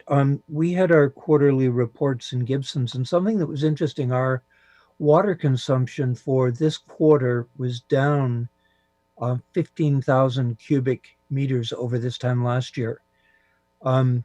Probably attributed mainly to the number of businesses that were closed, particularly restaurants. So a huge, volume of water, not enough to float a BC ferry, but still significant amount. I've been involved over the last 6 weeks in the neighborhood business patrols. They've been relatively uneventful up until this past weekend when about 5 minutes before our shift was to end, we discovered legs sticking out of bushes into a parking lot. So there was a person down, which created sort of an interesting scenario that unfolded. Paramedics, fire chief, all sorts of people in attendance. It was sort of added a little drama to the events. As a result of it, we had a meeting with Poppy Hallam, and there have been some new sort of directives and guidelines come out of it. I'd appreciate hearing from Mayor Seegers how it's going in Seashelt. Other than that, it's nice to see some of the new places opening up. Town of Gibson's, the town hall, as I mentioned earlier today, is opening up, and certainly under much different guidelines and things going forward. Something that was quite interesting, the Gibson's Library, as it was mentioned in the letter that we received from them this morning, they've kept their Wi-Fi up. And during the business watch, it's quite interesting because you'd see 2 or 3 cars parked in front of the library with people there with their Surfaces or laptops watching movies on a Saturday night, which I thought was quite interesting. Anyway, that's about it from Gibson's. Thank you. Thank you, Director Kroll. One thing I'd like to commend Director Kroll on is he's been making sure that one of our residents who does not, Donna Thomas specifically, and I say this because I spoke with her yesterday, and so Director Kroll has been making sure that she has been receiving paper copies of the agenda, of all of our agendas from the regional district, because she does not have access to computer or I just like to commend Director Kroll for doing that. Thank you so much. I know that there's, Director Toth does it also as a counselor for the district of Seashelt, making sure that that there's printed agendas out there, and just like to encourage, if you do know of any residents in your area that don't have access to computers, that there are other ways of making sure that they still can see our agenda packages, because technology is certainly becoming forefront, but not everybody in our community has the technology or has the capability to print things off. And Director Kroll, did you want to comment on that? I'm just wondering if it might, and they may do it already, whether the libraries, both Gibson's and Seashelt, receive hard copies of the agendas just for people to review. The library, at least you can do it online, but there's still people who have problems reading online or reading off screens, like me. Mm-hmm. I don't know. Director Seegers? I'll address that first. I know in Seashelt, if all somebody has to do is phone in and request a copy, and we will print a copy for them. No charge. So we provide that still. And then would you like me to do my report? Certainly, you may. Okay. So I'll talk about the Business Watch first. We actually had a meeting just a couple of days ago with regards to the Business Watch to determine, are we going to continue forward or not with that? The Downtown Business Association has come forward with $500 to bridge funding for it, because the funding through the EOC has completed at this point. We're going to rebrand it as Community Watch, and we will be coming to council for funding for that to go forward. We're also looking to the province, because our MLA had indicated there was some provincial funding that would provide some sustainable funding for that. So we are going to have it go forward. I don't know what the final funding model will look like, but the community and the RCMP said part of what you can't measure is how much has it deterred. So we will continue moving forward with that. That's Business Watch. At our council meeting committee of the whole meeting on Wednesday, we had a presentation from Naomi Lechette, who will be coming to the regional district as well to talk about Resilient Coast. There is a grant that is available through Plan H from the province to look at building up basically sustainable community initiatives. She has done some pilots on the Sunshine Coast, and I actually was put onto her by Andreas and Donna because of some other stuff that I'd been working on, and they indicated that she'd been in conversation with them. So we are looking at doing something coast-wide as well with that, with some funding, and she will be coming to the SCRD board. We have given first reading to Winston Wade's building on the corner of Wharf and Ebb Tide. It'll be a 5-story building. It's out for referral right now, so we may see it showing up here at the regional district on one of our agendas. Once it comes back to us, it would get second reading, etc., and go through the process. I believe it's 40 units of 1, 2, and 3 bedroom units, plus some commercial space on that building. So that's been a long time in process, but happy with what's come forward at this point. Sunshine Coast Homelessness Advisory Committee, we had a meeting this past week, as well as a meeting with the Community Action Team to look at, are we providing sufficient services for those in need on the coast? As you know, and as some in the community may know, I think it's been actually reported in the paper, Royal Reach has had 15 rooms that BC Housing has provided funding for. They moved 10 people out of the homeless shelter. Capacity there is 20. They moved down to 50% capacity. They moved 10 into the Royal Reach and added a few others for those 15 rooms. The RCMP reported at the meeting that we had this week that there have been no calls to the Royal Reach at all. Currently, funding expires the end of June, and there is negotiation happening to extend the funding longer. Part of the conversation that we are looking to have with the province is, what is the long-term plan for this? All of these, including some of the initiatives they put in place in Victoria and Vancouver, etc., had initial timeframes just to deal with what the situation was. But now what's the plan? They, as all of us, are looking at how do we deal with all this going forward. So more to be coming on that later. 2 other things. Community Services Society had their public information meeting this past week on Wednesday. It was attended by over 80 people. And I have to say, we've been getting lots of feedback from the community on that, lots of emails coming through. So it will be coming back to us after it's been out for referrals as well. That will be a 6-story building.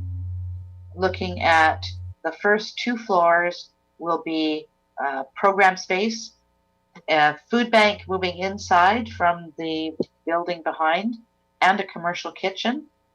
And then the 3rd, 4th, 5th, and 6th floors will be units for women and children, and anywhere from 1 bedroom up to 3 bedroom units. So again, that we'll see as that moves forward, but that's come forward to us. 2 further things. I had a conversation on Sunday with the mayor of Playa del Carmen.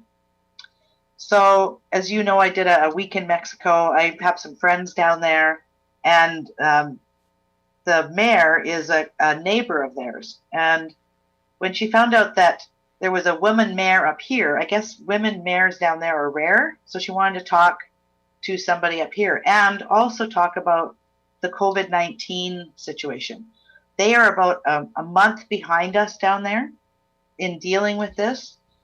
And what she indicated to me is that they're doing all of the same kinds of things we're doing, but she's had 4 of her immediate staff members die from COVID-19.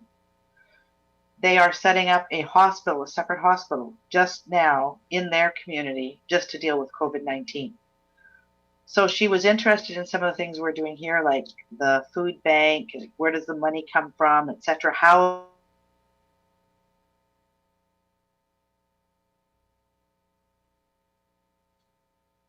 Did we lose you, Darnelda? of the provincial and federal governments to recognize emotionally on everybody, dealing with the uncertainty and just all of the continual changes. So she's she would like from us, and I'm going to be reaching out to Julie, our communications manager. She would like from us a timeline as to what we've done when, as we've gone through this. And they're putting one together as well down there to share back and forth. And I don't know if we've done anything like that, but given we may have another wave in the fall or others down the road, perhaps something like that would assist. And then one final thing. The ICE-T board, so Island Coastal Economic Trust board, is coming up for elections. There's elections for the board members beginning of June. And there hasn't been anybody on that board from the Sunshine Coast for 5 years. So among us, as leaders here on the Sunshine Coast, we felt somebody should put their name forward. And I was interested in doing that. So I put my name forward, expecting there to be an election, and found that there were 4 positions and 4 people who put their name forward. So I will be enrolled or put on the board, whatever, beginning of June on behalf of the Sunshine Coast. That's it. Congratulations. That was actually on my list to Okay. I mentioned. Doesn't acclamation feel fantastic? Yeah, I mean, I was waiting for the voting to come up, like you have to vote. And, because I had some people where some of the leaders were saying, well, you need to let me know when I have to vote. Yeah. And then I didn't see anything. So I contacted them and said, so what happened? Yeah, it was nice. Okay, well, congratulations, Darnelda. That's fantastic. It'll be great to have you there and finding out more. So that's awesome. I see Director Hiltz has his hand up. I'm assuming that means you want to say your report next. Well, I will say that, Chair, but I had a question of Director Seegers in terms of the community services information background. 80 people attended. How did they attend? By Zoom. It was a Zoom meeting with shared screen, and then it was questions could be asked, and the whole meeting was videotaped or recorded, and it is posted on their website. Thank you. Sure, I'll continue, Chair. Mostly it's about the virtual me, I guess. I watched the water dialogues through YouTube to kind of put myself in the shoes as I was last year during the water dialogues, and I have to agree with Director McMahon that that feeling of being there as part of a crowd. I'm watching YouTube where it goes from 22 participants up to 32 and then back down to 22, and it's really hard to get the feel of being. It feels like I'm sitting in a den watching the television all by myself for some reason. That's the but where it is working, got to attend PMAC again, which I probably wouldn't have. The Area F alternate director, Camilla Berry, is supposed to be attending the Islands Trust Local Trust Committee meeting today virtually, so she's giving it a try from the islands. So yeah, I think as CIO McKinley mentioned, we're all kind of figuring out what the this Zoom stuff looks like, and yeah, it does have its uses, but there are definitely places that we need to try different methods as well. It's not. Yeah, I'm getting zoomed out. Yeah, and I think that's. Yeah, I think that's it. That'll do it. Thank you. Thank you, Director Hiltz. Over to Director Lee, please. Okay, I'll try and be pretty quick. I had an APC meeting last night. It was our second Zooming meeting from the Pender Harbor APC, so it went pretty good. The BC Ferries were there talking about the Earls Cove rezoning, and it felt kind of like practice for a live community event because they were Zooming and there was lots of questions back and forth. It was interesting. Went well though. I was interested in the discussion about the Let's Talk Water. I kind of thought everybody would be able to see everybody, but I guess that isn't the way it works. It would be a lot nicer if it did work that way. I kind of thought there might be meeting rooms too, so that we could have smaller groups and talk back and forth while we looked at each other. So, but I must say, it was a great presentation and it really went well. And I felt quite well informed myself when we were finished. So it was great, great presentation. I don't know though, just how a public hearing will work with that kind of format. So I think we have a little work to do if we're going to do a public hearing that way. But anyways, something to think about. Still working on abandoned vehicles up here. I had a bit of a boost in that Catherine McEachran joined the Mariana Becky in working with Modi and the RCMP and the tow truck driver and our improvement district chair to try and figure out how to do it up here as cheap as possible. And they are writing up the process and they're going to try working through it with a couple of examples. So if it all goes good, I'll be giving that to you guys. So see if we can do something further down in your area as well, if it works. Hopefully it will. Catherine McEachran, for people that don't know her, is a lawyer and she's a real hotshot and very community minded. So it was a big plus to get her working on that for us. And it freed me, so which is great. The Pender Harbor COVID community response team, I would say they are on level 1 now too. They're kind of just, everything's going smooth and they just meet once a week to make sure no one's got any problems. Interesting thing happened at the last meeting though, at least for the Pender Harbor area. We have our first homeless person that's hanging out in Madeira. And of course, they started feeding them, getting them stuff. And then they found out he didn't have a tent, so they went and got him a tent. And it's a little different, but they are. We did get social services involved, and he's came from Paul River. I'm not sure someone didn't drive him down for us, but hopefully we can find him a room through the social services. He doesn't want to. He's a very nice guy and very willing to go along with whatever. But really, we got no place for him to keep his tent. And I think,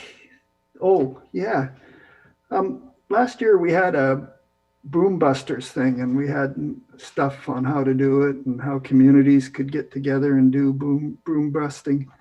And so I'm starting to get calls about that now. So it's something we might think about in the future is getting an information brochure out there about broom busting and how to do it and that kind of stuff. So that's it for me. Thank you, Director Lee. I am going to finish up with just a couple of comments. The water meeting that we had on Monday, was that only Monday? It seems like a year ago now, but maybe that was just because today was a year long. But thank you so much to staff. Remco, the presentation was fantastic. Doing it that way, is a bit of a challenge and certainly preferred doing the in-person that we did last year. But I think it went very, very well.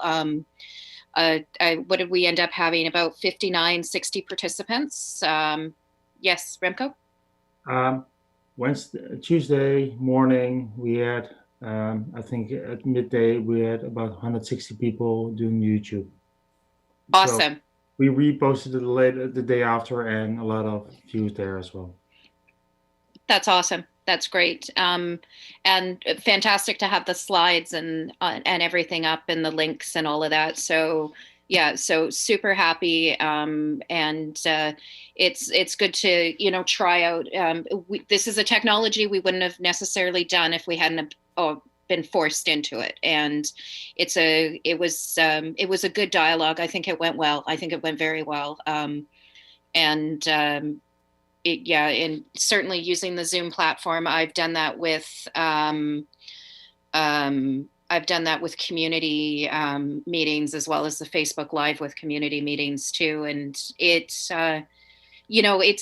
not as engaging as in person. However, it's certainly in this time, it's not bad, So It'll be great when we can all meet in person again.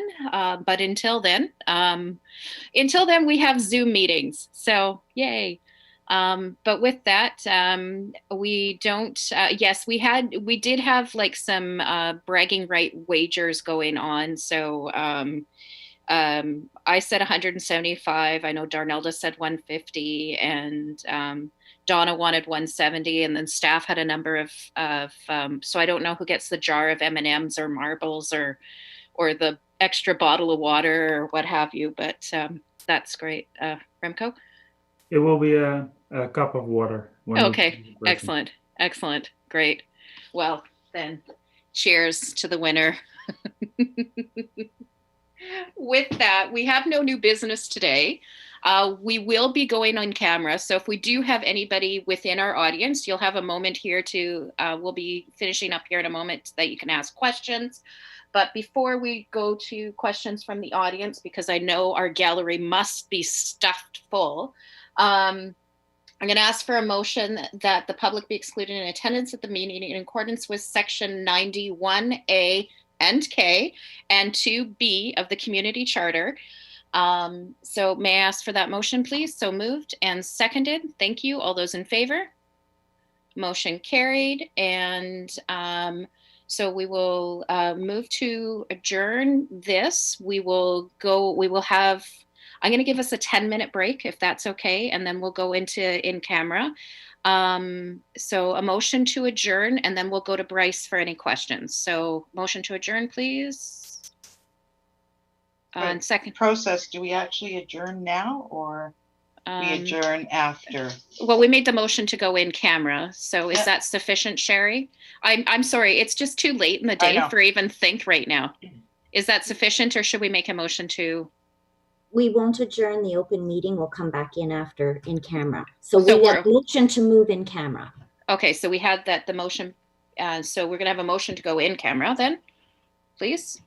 So moved, seconded. All those in favor? Motion carries. And over to Bryce. Thank you, Chair Pratt. I'm sorry to disappoint, but there was no one in the gallery for this meeting. Bum, bum, bum.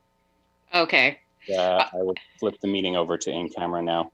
Perfect. Okay, and so we will reconvene here at 4:20. No toking.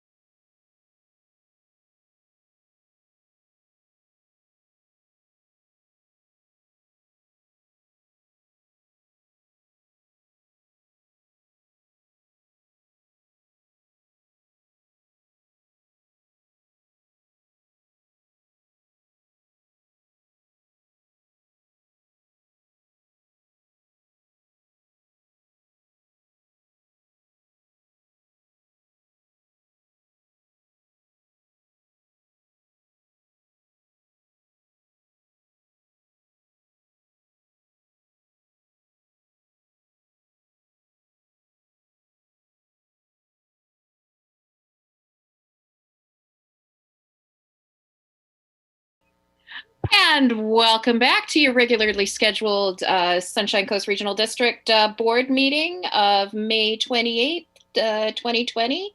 And with that, I'm going to ask for a motion to adjourn. So moved and seconded. All those in favor? Excellent. Thank you so much. And I've been corrected. We were not regularly scheduled. We did start late. But however, thank you all for joining us today, and thank you for your patience. And we look forward to when we all meet again. So thanks, everyone. Thank you, staff. Thank you, our viewing audience.